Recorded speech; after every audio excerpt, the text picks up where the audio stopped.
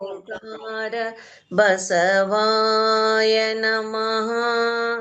ಈಂಕಾರ ಬಸವಾಯ ನಮಃ. ಸಂಗಮೇಶ್ವರ ಬಸವಾಯ ನಮಃ. ಪ್ರತ್ಯಕ್ಷ ಕಪಿಲ ಸಿದ್ಧ ಮಲ್ಲಿಕಾರ್ಜುನ ಬಸವಾಯ ನಮೋ ನಮಃ. ಬಸವಾಯ ನಮೋ ನಮಃ. ಬಸವಾಯ ನಮೋ ನಮಃ. ಸರ್ವರಿಗೂ ಶರಣು ಶರಣಾರ್ಥಿಗಳು. ಶತಸ್ಥಲ ಮರ್ಮ. ನಾವು ಉದಿಸಿ ಬಂದದ್ದು ಹೀಗೆ ಸಹಜದಿಂದ ನಿರಾಲಂಬಕ್ಕೆ ಬಂದು, ನಿರಾಲಂಬದಿಂದ ನಿರಂಜನ ಲಿಂಗಕ್ಕೆ ಬಂದು, ನಿರಂಜನ ಲಿಂಗದಿಂದ ನಿಶೂನ್ಯ ಲಿಂಗಕ್ಕೆ ಬಂದು, ನಿಶೂನ್ಯ ಲಿಂಗದಿಂದ ನಿಷ್ಕಲ ಲಿಂಗಕ್ಕೆ ಬಂದು, ನಿಷ್ಕಲ ಲಿಂಗದಿಂದ ಆತ್ಮತತ್ವದ ಐಕ್ಯ ಸ್ಥಳದ ಮಹಾಲಿಂಗದಲ್ಲಿ ಓಂಕಾರ ಪ್ರಣವ ಸ್ವರೂಪರಾಗಿ, ಆಕಾಶ ತತ್ವದ ಶರಣಸ್ಥಳದ ಪ್ರಸಾದ ಲಿಂಗದಲ್ಲಿ ಯಕಾರ ಪ್ರಣವ ಸ್ವರೂಪರಾಗಿ, ವಾಯುತತ್ವದ ಪ್ರಾಣಲಿಂಗಿ ಸ್ಥಳದ ಜಂಗಮಲಿಂಗದಲ್ಲಿ ವಕಾರ ಪ್ರಣವ ಸ್ವರೂಪರಾಗಿ, ಅಗ್ನಿತತ್ವದ ಪ್ರಸಾದಿ ಸ್ಥಳದ ಶಿವಲಿಂಗದಲ್ಲಿ ಶಿಕಾರ ಪ್ರಣವ ಸ್ವರೂಪರಾಗಿ, ಅಪ್ಪು ತತ್ವದ ಮಾಹೇಶ್ವರ ಸ್ಥಳದ ಗುರುಲಿಂಗದಲ್ಲಿ ಮಕಾರ ಪ್ರಣವ ಸ್ವರೂಪರಾಗಿ, ಪೃಥ್ವಿ ತತ್ವದ ಭಕ್ತ ಸ್ಥಳದ ಆಚಾರಲಿಂಗದಲ್ಲಿ ನಕಾರ ಪ್ರಣವ ಸ್ವರೂಪರಾಗಿ, ಮಹಾಲಿಂಗದ ಆಣತೆವಿಡಿದು ಪವಿತ್ರವಾದ ತಂದೆ ತಾಯಿಗಳ ಚಿದ್ಗರ್ಭದಿಂದ ಉದಯಿಸಿ ಈ ಲಿಂಗಲೀಲಾ ಕ್ರಿಯಾಭೂಮಿಗೆ ಬಂದಿದ್ದೇವೆ. ಆದ್ದರಿಂದ ನಮ್ಮ ಮೂಲ ಸ್ವರೂಪದ ಹೆಸರು ನಮಃ ಶಿವಾಯ. ಓಂ ಬಸವ. ನಮಃ ಶಿವಾಯ. ಓಂ ಬಸವ. ನಮಃ ಶಿವಾಯ. ಓಂ ಬಸವ. ಸರ್ವರಿಗೂ ಶರಣು ಶರಣಾರ್ಥಿಗಳು. ಓಂ ಶ್ರೀ ಗುರು ಬಸವಲಿಂಗಾಯ ನಮಃ. ಶಿವಲಿಂಗ ಮರೆ ಶರಣ ಶರಣಾರ್ಥಿಗಳ ಮರೆ. ಎಲ್ಲ ಶರಣ ತಂದೆ ತಾಯಂದ್ರಿಗೂ ಶರಣು ಶರಣಾರ್ಥಿಗಳು. ಅಪ್ಪರೇ ಶರಣು ಶರಣಾರ್ಥಿಗಳು. ಶರಣಾರ್ಥಿಗಳು. ಓಂ ಶ್ರೀ ಗುರು ಬಸವಲಿಂಗಾಯ ನಮಃ. 2106ನೇ ದಿನದ ಸ್ವಾನುಭವದ ನೆಲೆಗೆ ಚಾಲನೆ ನೀಡಿರ್ತಕ್ಕಂಥ ಗೌರವಮ್ಮರಿಗೆ ಭಕ್ತಿಯ ಶರಣ ಶರಣಾರ್ಥಿಗಳು. ಶರಣ ಶರಣಾರ್ಥಿಗಳು. ಶರಣ ಶರಣಾರ್ಥಿಗಳವರೇ, ಶರಣ ಶರಣಾರ್ಥಿಗಳು. ಇಂದಿನ ಸ್ವಾನುಭವದ ನೆಲೆಯ ಸದ್ಭಾವ ಗೋಷ್ಠಿಯಲ್ಲಿ ಭಾಗವಹಿಸಿದ ಎಲ್ಲಾ ಶರಣ ತಂದೆ ತಾಯಿಗಳ ಜಂಗಮ ಪಾದಕ್ಕೆ ಶರಣ ಶರಣಾರ್ಥಿಗಳನ್ನು ಸಲ್ಲಿಸುತ್ತಾ, ಹಾಗೆ ಎಲ್ಲಾ ಶರಣ ತಂದೆ ತಾಯಿಗಳಿಗೂ ಇಂದಿನ ಸ್ವಾನುಭವದ ನೆಲೆಗೆ ಸ್ವಾಗತವನ್ನು ಕೋರ್ತಾ, ಇವತ್ತು ಅಪ್ಪ ದಯಾನಂದ ನೂಲಿ ಡಾಕ್ಟರ್ ಅವರಿಂದ ಸ್ವಾನುಭವ ನೆಲೆಯಲ್ಲಿ ಶರಣರ ಶಿವಯೋಗ, ಅದರಲ್ಲಿ ಭಾಗ 2 ಅಂಗದಿಂದ ಲಿಂಗದಿಂದ ಅನ್ನೋ ಒಂದು ವಿಚಾರದ ಬಗ್ಗೆ ಅನುಭವ ಇರುತ್ತೆ. ಅಪ್ಪರೇ ನೀವು ಪ್ರಾರಂಭಿಸಪ್ಪರೇ. ಆಯ್ತು ಅಣ್ಣ. ಆಯ್ತು, ಶರಣ ಶರಣಾರ್ಥಿ ಪ್ರಾರಂಭಿಸಿ. ಶರಣು ಶರಣಾರ್ಥಿಗಳು. ಓಂ ಶ್ರೀ ಗುರು ಬಸವಲಿಂಗಾಯ ನಮಃ. ಎಲ್ಲರಿಗೂ ಶರಣು ಶರಣಾರ್ಥಿಗಳು. ಶರಣರ ಶಿವಯೋಗ ಅಂತ ಒಂದು ವಿಶಾಲವಾದ ಶರಣು ಶರಣಾರ್ಥಿಗಳು. ಶರಣು ಶರಣಾರ್ಥಿ ಅಮ್ಮ. ಒಂದು ವಿಸ್ತೃತವಾದ ಅಧ್ಯಯನದಲ್ಲಿ ನಾವು ತೊಡಗಿದ್ವಿ.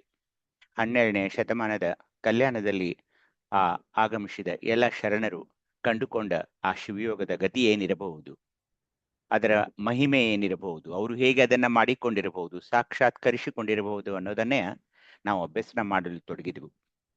ಅದು ಬಹಳ ದಿನದಿಂದ ನಡೆದಿದೆ, ಹಲವಾರು ತಿಂಗಳಿಂದ. ಹೀಗಾಗಿ ಆ ಗ್ರಂಥವನ್ನು ರಚಿಸುವಾಗ 3 ಭಾಗಗಳನ್ನಾಗಿ ಮಾಡಿಕೊಂಡು ಭಾಗ 1ರಲ್ಲಿ ಶರಣರ ಶಿವಯೋಗದ ಅಭ್ಯಸನವನ್ನ ಮಾಡಿದ್ವಿ. ಭಾಗ 2ರಲ್ಲಿ ಈಗ ಅಂಗದಿಂದ ಲಿಂಗದತ್ತ ಪಯಣವನ್ನ ನಾವು ಬೆಳೆಸಿದ್ದೇವೆ. ಭಾಗ 3ರಲ್ಲಿ ಈ ಇಷ್ಟಲಿಂಗ ಪೂಜೆಯನ್ನ ಹೇಗೆ ಮಾಡಿಕೊಳ್ಳಬೇಕು, ಶಿವಯೋಗದ ಪ್ರಯೋಗವನ್ನ ನಾವು ಹೇಗೆ ಮಾಡಿಕೊಳ್ಳಬೇಕು ಅನ್ನೋದನ್ನ ಎಲ್ಲರೂ ಚಿಂತನೆ ಮಾಡುವವರಿದ್ದೇವೆ. ಹೀಗಾಗಿ ಶರಣರ ಶಿವಯೋಗದ ಅಭ್ಯಸನ ಒಂದು 9 ವಿಕಸನ ಕ್ರಮಗಳಲ್ಲಿ ನಾವು ನೋಡಿಕೊಂಡು ಈಗ ಅಂಗದಿಂದ ಲಿಂಗದತ್ತ ಅಂಗವನ್ನ ಹೇಗೆ ಲಿಂಗಮಯವನ್ನಾಗಿ ಮಾಡಬೇಕು ಅನ್ನೋದನ್ನ ನೋಡುತ್ತಾ, ಅಧ್ಯಾಯ 1ರಲ್ಲಿ ಭಕ್ತನಂಗ ಆಚಾರಲಿಂಗ ಆಗಿದ್ದು, ಅಧ್ಯಾಯ 2ರಲ್ಲಿ ಮಹೇಶನಂಗ ಗುರುಲಿಂಗವಾಗಿದ್ದು, ಅಧ್ಯಾಯ 3ರಲ್ಲಿ ಪ್ರಸಾದಿಯಂಗ ಶಿವಲಿಂಗವಾಗಿದ್ದು, ಅಧ್ಯಾಯ 4ರಲ್ಲಿ ಪ್ರಾಣಲಿಂಗಿಯಂಗ ಜಂಗಮಲಿಂಗವಾಗಿದ್ದು, ಅಧ್ಯಾಯ 5ರಲ್ಲಿ ಶರಣನ ಅಂಗ ಪ್ರಸಾದ ಲಿಂಗವಾಗಿದ್ದು, ಅಧ್ಯಾಯ 6ರಲ್ಲಿ ಐಕ್ಯನಂಗ ಮಹಾಲಿಂಗವಾಗಿದ್ದು, ಹಾಗೆ ಅಧ್ಯಾಯ 7ರಲ್ಲಿ ತ್ಯಾಗಾಂಗ ಇಷ್ಟಲಿಂಗವಾಗಿದ್ದನ್ನ ಹೋದ ವಾರ ನೋಡಿದ್ವಿ. ಇವತ್ತು ಭೋಗಾಂಗ ಪ್ರಾಣಲಿಂಗವಾಗುವ ಒಂದು ಶಿವಯೋಗದ ಅಭ್ಯಸನವನ್ನ ನಾವು ಮಾಡುವವರಿದ್ದೇವೆ. ತಾವೆಲ್ಲ ಶುಚಿರ್ಭೂತರಾಗಿ ಹಣೆಯ ಮೇಲೆ ವಿಭೂತಿಯನ್ನ ಧರಿಸಿ ಕೊರಳಲ್ಲಿ ಇಷ್ಟಲಿಂಗ ಧಾರಿಯಾಗಿ ಆ ಇಷ್ಟಲಿಂಗವನ್ನ ತಮ್ಮ ಎದೆ ಮೇಲೆ ಧರಿಸಿಕೊಂಡು ಒಂದು ಕುಳಿತ ಸ್ಥಿತಿಯಲ್ಲಿ ಈ ಶಿವಯೋಗವನ್ನ ಕೇಳಬೇಕಂತ ಒಂದು ಕಳಕಳಿಯ ಭಿನ್ನಹ ಮಾಡಿಕೊಂಡು ಇವತ್ತು ನಾವು ಅಧ್ಯಾಯ 8 ಭೋಗಾಂಗ ಪ್ರಾಣಲಿಂಗವಾಗುವ ಶಿವಯೋಗ ಅನ್ನೋದನ್ನ ನೋಡ್ತಾ ಇದ್ದೀವಿ. ಭೋಗಾಂಗ ಪ್ರಾಣಲಿಂಗವಾಗುವ ಶಿವಯೋಗ ಅಂದ್ರೆ ಏನು? ಭೋಗಾಂಗ ಪ್ರಾಣಲಿಂಗ ಇವೆರಡು ಶಬ್ದ ಅಂದ ತಕ್ಷಣ ನೀವು ಎಲ್ಲಿದ್ದೀರಾ ಅನ್ಸುತ್ತೆ ನಿಮಗೆ? ಯಾರು ಹೇಳ್ತೀರಿ? ಭೋಗಾಂಗ ಪ್ರಾಣಲಿಂಗ ಆಗೋದು ಇದು ಎಲ್ಲಿ ಬರ್ತಾ ಇದೆ? ಎಲ್ಲಿ ಇರಬಹುದು ನಾವು ಈಗ? ಶಿಖಾಚಕ್ರದಲ್ಲಿ ನಿಶೂನ್ಯಲಿಂಗ. ಶಿಖಾಚಕ್ರ ನಿಶೂನ್ಯಲಿಂಗ ನಿಶೂನ್ಯಲಿಂಗ. ಅಂದ್ರೇನೆ ಈ ನಿಶೂನ್ಯಲಿಂಗದಲ್ಲಿ ಇರುವ 2 ಲಿಂಗಗಳು ಯಾವುವು?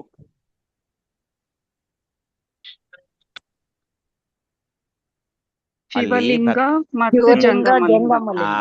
ಹೀಗೆ ಹೇಳ್ಬೇಕು ನೋಡಿ, ಶಿವಲಿಂಗ ಮತ್ತು ಜಂಗಮಲಿಂಗ. ಹೀಗೆ ಅದನ್ನ ಅರ್ಥ ಮಾಡಿಕೊಂಡು ಈಗ ಇಲ್ಲಿ ಏನ್ ನಡೀತಾ ಇದೆ, ಈ ಒಂದು ಭೋಗಾಂಗ ಪ್ರಾಣಲಿಂಗವನ್ನಾಗಿ ಹೇಗೆ ಮಾಡಿಕೊಳ್ಳಬೇಕು ಅನ್ನೋದನ್ನ ನೋಡೋಣ. ಹೋದ್ ಸರಿ ನಾವು ಎಲ್ಲಿದ್ವಿ? ಬ್ರಹ್ಮಚಕ್ರದಲ್ಲಿದ್ವಿ.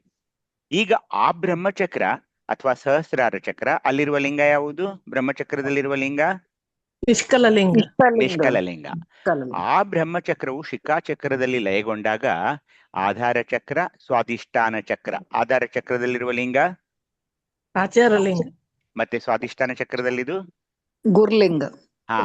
ಆಧಾರ ಚಕ್ರ ಮತ್ತು ಸ್ವಾಧಿಷ್ಠಾನ ಚಕ್ರಗಳ ಮೂಲಕವಾಗಿ ತೋರುವ ಪೃಥ್ವಿ ಮತ್ತು ಜಲತತ್ವಗಳ ಲೀಲೆಗೆ ಬೀಜವಾದಂತಹ ನಿಷ್ಕಲ ತತ್ವ ಅಡಗಿದೆವೆಂದು ದೃಢವಾಗಿ ಭಾವಿಸುವುದು. ಅಂದ್ರೆ ಏನು? ಬ್ರಹ್ಮಚಕ್ರ ಈಗ ಶಿಖಾಚಕ್ರದಲ್ಲಿ ಲಯಗೊಳ್ತಾ ಇದೆ. ಹಾಗೆ ಲಯಗೊಂಡಾಗ ಆಧಾರ ಚಕ್ರ ಮತ್ತು ಸ್ವಾಧಿಷ್ಠಾನ ಚಕ್ರಗಳ ಪೃಥ್ವಿ ಮತ್ತು ಜಲತತ್ವಗಳ ಈ ಬೀಜ ಏನಿದೆ, ಲೀಲೆಗೆ ಬೀಜ ಅಂತ ಏನ್ ಕರೀತಾರಲ್ಲ, ಅದಕ್ಕೆ ನಿಷ್ಕಲ ತತ್ವ ಕಾರಣ. ಆ ನಿಷ್ಕಲ ತತ್ವ ಈಗ ಇಲ್ಲಿ ಶಿಖಾಚಕ್ರದಲ್ಲಿ ಲಯಗೊಳ್ತಾ ಇದೆ. ಹೀಗಾಗಿ ಅಂತರ್ದೃಷ್ಟಿಯನ್ನ, ಪರದೃಷ್ಟಿಯನ್ನ ಇಷ್ಟಲಿಂಗದಲ್ಲಿ ಇಟ್ಟುಕೊಂಡು ಅಂತರ್ದೃಷ್ಟಿಯನ್ನ ಶಿಖಾಚಕ್ರದಲ್ಲಿ ನೆಡುವುದು ಅಂದಾಗ, ಶಿಖಾಚಕ್ರ ಎಲ್ಲಿದೆ ನಮ್ಮ ತಲೆಯಲ್ಲಿ? ಯಾವ ಭಾಗದಲ್ಲಿ ಬರ್ತಾ ಇದೆ?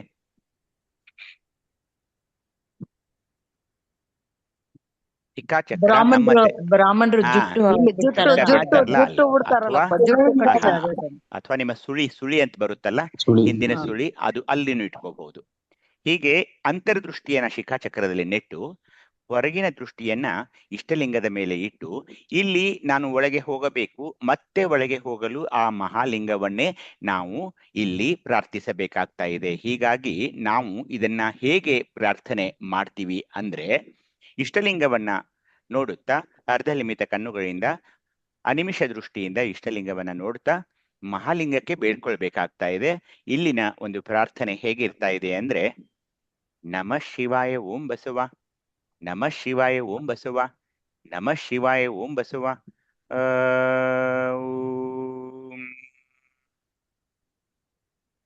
ನಿಶೂನ್ಯಲಿಂಗಾಯ ನಮಃ, ನಿಶೂನ್ಯಲಿಂಗಾಯ ನಮಃ, ನಿಶೂನ್ಯಲಿಂಗಾಯ ನಮಃ. ಅದು ಅ ಉ ಮ ಹೇಗನ್ಬೇಕಂದ್ರೆ, ಅ 1 ಮಾತ್ರೆ, ಉ 2 ಮಾತ್ರೆ, ಮ 3 ಮಾತ್ರೆ. ಅಂದ್ರೆ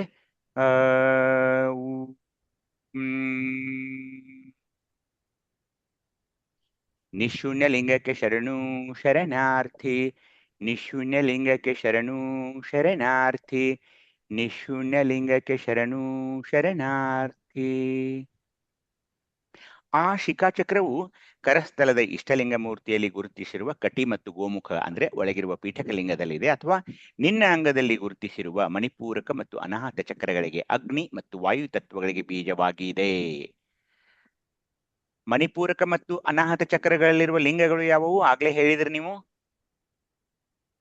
ಶಿವಲಿಂಗ, ಜಂಗಮಲಿಂಗ ಮತ್ತು ಜಂಗಮಲಿಂಗ. ಈ ಶಿವಲಿಂಗ ಮತ್ತು ಜಂಗಮ ಲಿಂಗಗಳಿಗೆ ಬೀಜವಾಗಿದ್ದು ಯಾವುದು ಅಂದ್ರೆ ಈ ಶಿಖಾಚಕ್ರದಲ್ಲಿರುವ ನಿಶೂನ್ಯಲಿಂಗ. ಅದು ಅದರ ವಿಸ್ತಾರ ಸ್ವರೂಪವಾದ ಲೀಲೆಯನ್ನ ಮಣಿಪೂರಕ ಮತ್ತು ಅನಾಹತ ಚಕ್ರಗಳ ಮೂಲಕ ತೋರಿ ಶಿಖಾಚಕ್ರದಲ್ಲಿ ನಿಶೂನ್ಯ ತತ್ವವೆಂಬ ಹೆಸರಿನಿಂದ ಸೂಕ್ಷ್ಮವಾಗಿ ಅಡಗಿರುವುದು ಅನ್ನೋದನ್ನ ಗಮನಿಸಬೇಕು. ಹೀಗಾಗಿ ನಾವು ಏನೇನ್ ತಿಳ್ಕೊಬೇಕೀಗ? ಶಿಖಾಚಕ್ರ, ನಿಶೂನ್ಯಲಿಂಗ, ನಿಶೂನ್ಯಲಿಂಗ ಅಂದ್ರೆ ಅದೇ ಪ್ರಾಣಲಿಂಗ, ಹಾಗೇನೆ ಅದೇ ಮಣಿಪೂರಕ ಮತ್ತು ಅನಾಹತ ಚಕ್ರಗಳಲ್ಲಿರುವ ಶಿವಲಿಂಗ ಮತ್ತು ಜಂಗಮಲಿಂಗಗಳ ಸಂಗಮವಾಗಿದೆ ಅನ್ನೋದನ್ನ ಅರ್ಥಕೊಳ್ಬೇಕು. ಅದೇ ಸಾಕಾರ ಮತ್ತು ನಿರಾಕಾರ ತತ್ವಗಳ ಮೂಲವಾಗಿದೆ. ಅದೇ ನಿನ್ನ ಕರಸ್ಥಲದಲ್ಲಿ ಸಾಕಾರ ರೂಪವಾಗಿ ಮೂರ್ತಿಗೊಂಡಿರುವ ಇಷ್ಟಲಿಂಗದ ನಿರಾಕಾರವಾಗಿ ಗುರುಪದೇಶದ ಮೂಲಕ ಕರ್ಣದ್ವಾರದ ಮೂಲಕ ಪ್ರವೇಶಿಸಿ ಮನದಲ್ಲಿ ನೆಲೆಗೊಂಡಿರುವ ಮಂತ್ರ ರೂಪವೆಂದು ಅದೇ ಪ್ರಾಣಲಿಂಗವೆಂದು ಭಾವಿಸುವುದು ಅನ್ನೋದನ್ನ ಇಲ್ಲಿ ಈ ಶಿವಯೋಗದಲ್ಲಿ ಅಂದ್ರೆ ಶಿಖಾಚಕ್ರದ ಶಿವಯೋಗ ಇದು. ಅದೇ ಸೂಕ್ಷ್ಮತನುವಾಗಿದೆ. ಅದೇ ನಾದ ಬಿಂದು ಕಲೆಗಳಲ್ಲಿ ಒಂದಾದ ಬಿಂದು ಸ್ವರೂಪವಾಗಿದೆ. ಅ ಉ ಮ ತ್ರಯಾಕ್ಷರಗಳಲ್ಲಿ ಈ ಶಿಖಾಚಕ್ರದಲ್ಲಿ ಉ ಬರ್ತಾ ಇದೆ. ಉ ಅ ಅಂದ್ರೆ ನಿಷ್ಕಲಲಿಂಗ, ಉ ಅಂದ್ರೆ ನಿಶೂನ್ಯಲಿಂಗ, ಮ ಅಂದ್ರೆ ನಿರಂಜನಲಿಂಗ. ಹೀಗಾಗಿ ಅದೇ ನಮಃ ಶಿವಾಯ ಓಂ ಅನ್ನುವಾಗ ಆ ಷಡಕ್ಷರಗಳಲ್ಲಿ ಶಿ ಮತ್ತು ವಾಕಾರವಾಗಿದೆ. ಶಿ ಅಂದ ತಕ್ಷಣ ಯಾವ ಲಿಂಗ? ಪ್ರಸಾದಲಿಂಗ. ಲಿಂಗ ಶ್ರೀ ಶಿವಲಿಂಗ. ಶಿವಲಿಂಗ. ವಾ ಅಂದಾಗ ಜಂಗಮಲಿಂಗ. ಹೀಗಾಗಿ ನಮಃ ಶಿವಾಯ ಓಂ ಎಂಬ ಷಡಕ್ಷರಗಳಲ್ಲಿ ಶಿ ಮತ್ತು ವಾ ಅಂದಾಗ ಅದು ಶಿವಲಿಂಗ ಮತ್ತು ಜಂಗಮಲಿಂಗ, ಅದೇ ನಿಶೂನ್ಯಲಿಂಗ, ಅದೇ ಪ್ರಾಣಲಿಂಗ. ಇಷ್ಟು ತಿಳ್ಕೊಬೇಕು ನೋಡಿ. ಅದೇ ನೀವು ತೋರ್ಬೆರಳು ಮತ್ತು ಈ ಹೆಬ್ಬೆರಳನ್ನ ಕೂಡಿಸಿದಾಗ ಅದು ಏನಾಗುತ್ತೆ? ನಿಶೂನ್ಯಲಿಂಗ. ಅದೊಂದು ಜ್ಞಾನ ಮುದ್ರೆ ಅಂತ ನಾವೇನ್ ಮಾತಾಡಿದ್ವಲ್ಲ ಅದು. ಆಗ್ಲೇ ಹೇಳಿದಾಗೆ ಅದೇ ಶಿವಲಿಂಗ ಮತ್ತು ಜಂಗಮಲಿಂಗಗಳ ಏಕಮೂಲವಾಗಿದೆ. ಯಾವುದು? ಈ ನಿಶೂನ್ಯಲಿಂಗ ಅಥವಾ ಪ್ರಾಣಲಿಂಗ. ಹೀಗಾಗಿ ಶಿಖಾಚಕ್ರದ ಸಕಿಲ ಸಂಬಂಧಗಳನ್ನು ನಾವೀಗ ಅರಿಯಬೇಕು. ಏನಂದ್ರೆ ಮಾರ್ಗಕ್ರಿಯೆಗಳು, ಮೀರಿದ ಕ್ರಿಯೆಗಳು, ಭಕ್ತಸ್ಥಳ, ಮಹೇಶಸ್ಥಳ, ಪ್ರಸಾದಿ ಸ್ಥಳಕ್ಕೆ ಮಾರ್ಗಕ್ರಿಯೆಗಳು, ಮುಂದಿನ ಸ್ಥಳಗಳಿಗೆ ಮೀರಿದ ಕ್ರಿಯೆಗಳು ಅಂತ ನಾವು ನೋಡಿದೀವಿ. ಹಾಗೇನೆ ಈ ಮಾರ್ಗಕ್ರಿಯೆಗಳಲ್ಲಿ ಇಲ್ಲಿ ಆಕೃತಿ, ನಿಶೂನ್ಯಾಕೃತಿ, ಪ್ರಣಮ, ಕ್ಷಕಾರ, ನಾದ, ಶಿವನಾದ, ಇಲ್ಲಿರುವ ಸ್ಥಳ ನಿಶೂನ್ಯ, ಚಕ್ರ ಶಿಖಾಚಕ್ರ, ವರ್ಣ ಮಹಾಜ್ಯೋತಿ, ಅಂಗ ಭೋಗಾಂಗ, ಆತ್ಮ ದಿವ್ಯಾತ್ಮ, ತನು ಚಿನ್ಮಯ, ಹಸ್ತ ನಿಷ್ಕಳಂಕ ಹಸ್ತ, ಲಿಂಗ ಶೂನ್ಯಲಿಂಗ, ಮುಖ ಉನ್ಮಣಿ. ಇಲ್ಲಿ ಮೀರಿದ ಕ್ರಿಯೆಗಳು ಶಕ್ತಿ ಚಿದ್ಬಿಂದು, ಭಕ್ತಿ ಅಪ್ರಮಾಣ ಭಕ್ತಿ, ಪದಾರ್ಥ ಪರಿಪೂರ್ಣ, ಪ್ರಸಾದ ನಮಗೆ ಇಲ್ಲಿ ಸಿಗೋದು ನಿಜಾನಂದ ಪರಿಪೂರ್ಣವೆಂಬ ಪ್ರಸಾದ. ಹಾಗೇನೆ ಪೂಜಾರಿ ಸರ್ವೇಶ್ವರ, ಅಧಿದೇವತೆ ಮಹೇಶ್ವರ, ಕಲೆ ನಿರ್ಮಾಯ, ಸಾಧಾಕ್ಯ ಅಗೋಚರ, ಲಕ್ಷಣ ಅಗಮ್ಯ, ಸಂಜ್ಞೆ ನಿರ್ಮಾಯ, ದಿಕ್ಕು ಅದರ ಹೆಸರು ದಿವ್ಯಾನಂದ ಘೋಷ ಅಂತ ಇದೆ, ಅದು ಏನನ್ನೋದು. ಹಾಗೇನೆ ಈ ವಕ್ರ ವೇದ, ಆತ್ಮಾರಾಮಲಿಂಗ, ಗಂಧರ್ವ ವೇದ ಅಂತ ಏನಿದೆಯಲ್ಲ, ಇದನ್ನ ನಾವು ಮುಂದಿನ ದಿನಗಳಲ್ಲಿ ಈ ಸಕಿಲಗಳ ಅಭ್ಯಾಸನ ಮಾಡುವಾಗ ನಾವು ವಿವರವಾಗಿ ಅವುಗಳನ್ನ ತಿಳಿದುಕೊಳ್ಳೋಣ. ಹೀಗೆ ನಿಶೂನ್ಯಲಿಂಗ ಸ್ಥಳದ, ಪ್ರಾಣಲಿಂಗ ಸ್ಥಳದ 24 ಸಕಿಲಗಳು ಇಲ್ಲಿ ಶರಣರು ತಮ್ಮ ವಚನಗಳ ಮೂಲಕ ಹೇಳಿದ್ದಾರೆ. ಹೀಗಾಗಿ ಶರಣ ಜಕ್ಕಣ್ಣಯ್ಯನವರು ಹೇಳ್ತಾ ಇದ್ದಾರೆ ಈ ಶಿಖಾಚಕ್ರದ ಬಗ್ಗೆ ಒಂದು ವಚನ. ಯಾರಾದರೂ ಸ್ವಲ್ಪ ನಿಧಾನವಾಗಿ ಓದಿ ನೋಡೋಣ. ಓಂ ಶ್ರೀ ಗುರು ಬಸವಲಿಂಗಾಯ ನಮಃ. ಶರಣ ಮನ ಜಕ್ಕಣ್ಣಯ್ಯನವರ ಪವನಾದಿಗಳ ವಚನ. ತ್ರಿಕೂಟದಲ್ಲಿ ತಂದು ಮನ ಪವನಾದಿಗಳ ತ್ರಿಕೂಟದಲ್ಲಿ ತಂದು ಬ್ರಹ್ಮರಂದು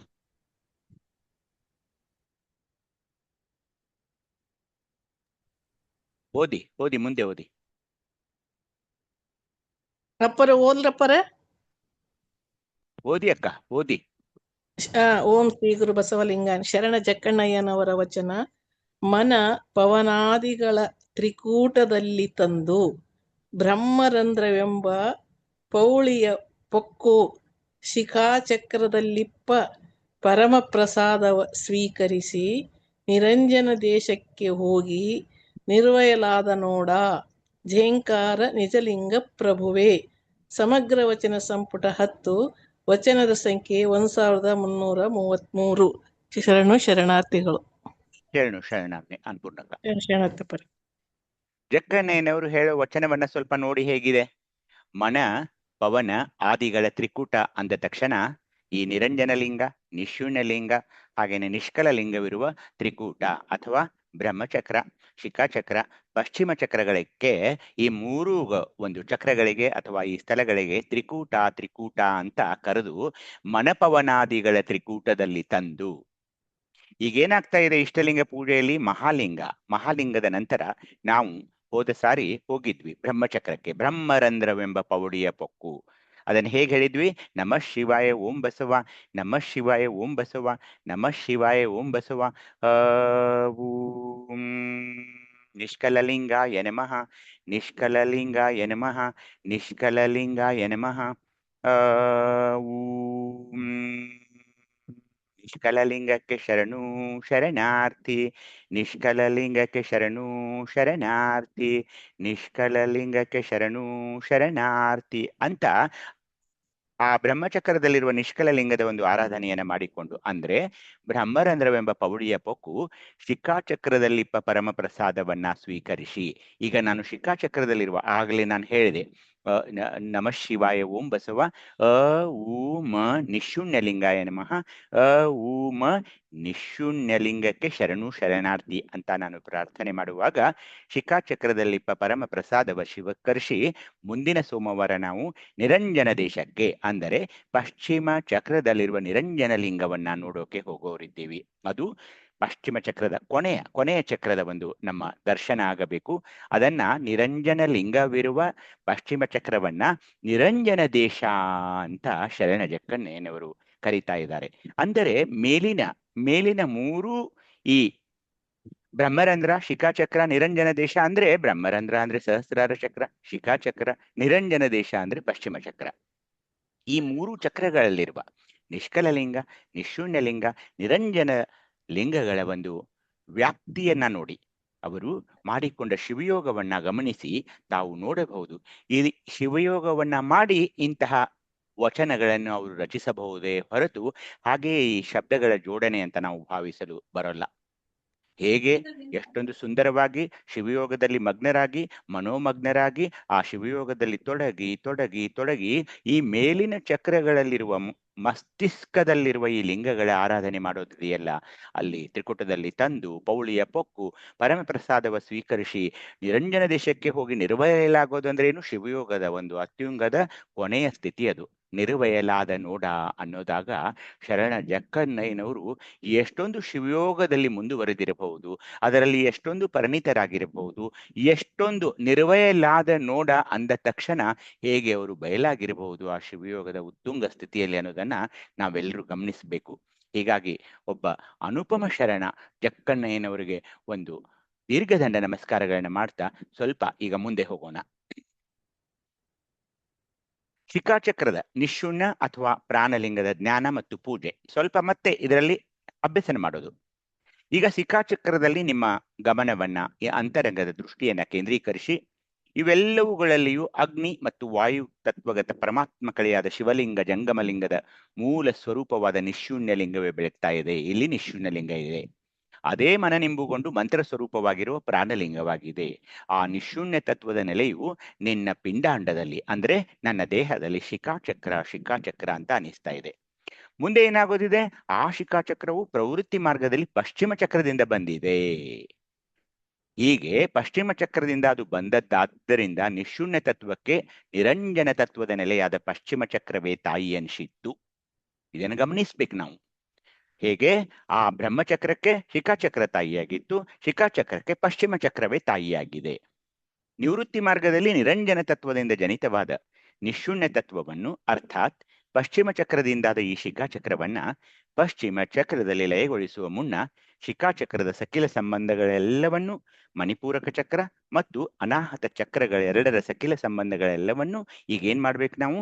ನಿಶೂನ್ಯ ಲಿಂಗ ಅಥವಾ ಪ್ರಾಣಲಿಂಗವೆಂದು ಭಾವಿಸಿ ನಿರೀಕ್ಷಿಸಿದಲ್ಲಿ ನಿಶೂನ್ಯ ಲಿಂಗದ ಪೂಜೆ ಮತ್ತು ನಿಶೂನ್ಯ ಲಿಂಗದಲ್ಲಿ ಪ್ರಸಾದಿ ಮತ್ತು ಪ್ರಾಣಲಿಂಗಿ ದ್ವಯರ ಏಕರೂಪವಾದ ಭೋಗಾಂಗದ ಸಮರಸವಾಗುವುದು ಅಂತ ಈ ಶಿಖಾಚಕ್ರದ ಪೂಜೆ ಇಲ್ಲಿ ಆಗ್ತಾ ಇದೆ ನೋಡಿ. ಏನಂದ್ರೆ ಬ್ರಹ್ಮಚಕ್ರವು ಶಿಖಾಚಕ್ರದಲ್ಲಿ ತೊಡಗಿ ಬ್ರಹ್ಮಚಕ್ರವು ಶಿಖಾಚಕ್ರದಲ್ಲಿ ಲಯವಾಗ್ತಾ ಇದೆ. ಆಧಾರ ಚಕ್ರ ಸ್ವಾಧಿಷ್ಠಾನ ಚಕ್ರಗಳ ಮೂಲಕ ತೋರುವ ಪೃಥ್ವಿ ಜಲತತ್ವಗಳ ಲೀಲೆಗೆ ಬೀಜವಾದ ನಿಷ್ಕಲ ತತ್ವ ಅಡಗುವವು. ಇಲ್ಲಿ ಮಣಿಪೂರಕ ಅಗ್ನಿ ಮತ್ತು ಅನಾಹತ ವಾಯು ಶಿಖಾಚಕ್ರದಲ್ಲಿ ನಿಶೂನ್ಯ ತತ್ವವಾಗಿದೆ. ಹಾಗೇನೆ ಶಿಖಾಚಕ್ರದ ತಾಯಿ ಯಾರು ಅಂದ್ರೆ ಪಶ್ಚಿಮ ಚಕ್ರ. ಇಷ್ಟು ನಾವು ಅರ್ಥ ಮಾಡಿಕೊಂಡ್ರೆ ಈ ಶಿಖಾಚಕ್ರದಲ್ಲಿರುವ ನಿಶೂನ್ಯ ಲಿಂಗ ಅಥವಾ ಪ್ರಾಣಲಿಂಗದ ಒಂದು ಪೂಜೆ ಸಂಪನ್ನವಾಗ್ತಾ ಇದೆ ಅಂತ ನಾನು ಹೇಳ್ತಾ, ಈಗ ನಾವು ಮತ್ತೆ ಶಿವಯೋಗದಲ್ಲಿ ಇರುವಂತಹ ಮತ್ತೊಂದು ಈ ಸಕಿಲಗಳನ್ನ ನಾವೇನು ಮಾತಾಡ್ತಾ ಇದ್ವಲ್ಲ ಅದನ್ನ ಈಗ ನಾವು ಮತ್ತೆ ನೋಡೋಣ. ಏನಂದ್ರೆ ಇವತ್ತಿನ ಹೊಸ ತತ್ವ ಏನು ಅನ್ನೋದನ್ನ ನೋಡೋಣ. ಅಂಗಗಳಲ್ಲಿ ನಾವು ಇದನ್ನ ನೋಡಿದ್ವಿ, ಯಾವ ಯಾವ ಅಂಗಗಳು ಇವನ್ನೆಲ್ಲ ನೋಡ್ತಾ ಇದ್ದೀವಿ. ಹಾಗೇನೆ ಇವತ್ತು ಮತ್ತೆ ನಾವು ಈ ಮತ್ತೊಂದು ತತ್ವವನ್ನ ಇವತ್ತು ಅಭ್ಯಸನ ಮಾಡಲು ಪ್ರಯತ್ನಿಸೋಣ. ಏಕೆಂದ್ರೆ ಸ್ವಲ್ಪ ಇದು ಗಹನವಾದ ಆಗಿರೋದ್ರಿಂದ ನಾವು ಈ ವರ್ಣಗಳಿಗೆ ಅಂಗಗಳು ಯಾವುವು ನೋಡಿದ್ವಿ. ಪೃಥ್ವಿ, ಅಪ್ಪು, ಅಗ್ನಿ, ವಾಯು, ಆಕಾಶ, ಆತ್ಮಾಂಗ, ತ್ಯಾಗಾಂಗ, ಭೋಗಾಂಗ, ಯೋಗಾಂಗ ನೋಡಿದ್ವಿ. ಹಾಗೇನೆ ಈ ಅವುಗಳ ಅರ್ಥ ಮಾಡ್ಕೊಂಡ್ವಿ. ಮುಂದೆ ಈ ಅಂಗಗಳಿಗೆ ಆತ್ಮಗಳು ಯಾವುವು ನೋಡ್ಕೊಂಡ್ವಿ. ಮುಂದೆ ಅದಕ್ಕೆ ಅಲ್ಲದೆ ಈ ಆತ್ಮಗಳಲ್ಲದೆ ಇವುಗಳಿಗೆ ತನುಗಳು ಯಾವುವು ಅವುಗಳನ್ನ ಸಹ ನೋಡಿದ್ವಿ. ಅದು ಅಲ್ಲದೆ ಹೋದ ಸಾರಿ ನಾವು ಇವು ಹಸ್ತಗಳು ಯಾವುವು, ಶುಚಿಸ್ತ, ಸುಬುದ್ಧಿ, ನಿರಹಂಕಾರ, ಸುಮನ ಹಸ್ತ, ಸುಜ್ಞಾನ ಹಸ್ತ, ಸದ್ಭಾವ ಹಸ್ತ, ನಿರ್ನಾಮ ಹಸ್ತ, ನಿಷ್ಕಳಂಕ ಹಸ್ತ, ನಿರಾಳ ಹಸ್ತ ಅಂತ ಅದನ್ನು ನೋಡಿದ್ವಿ.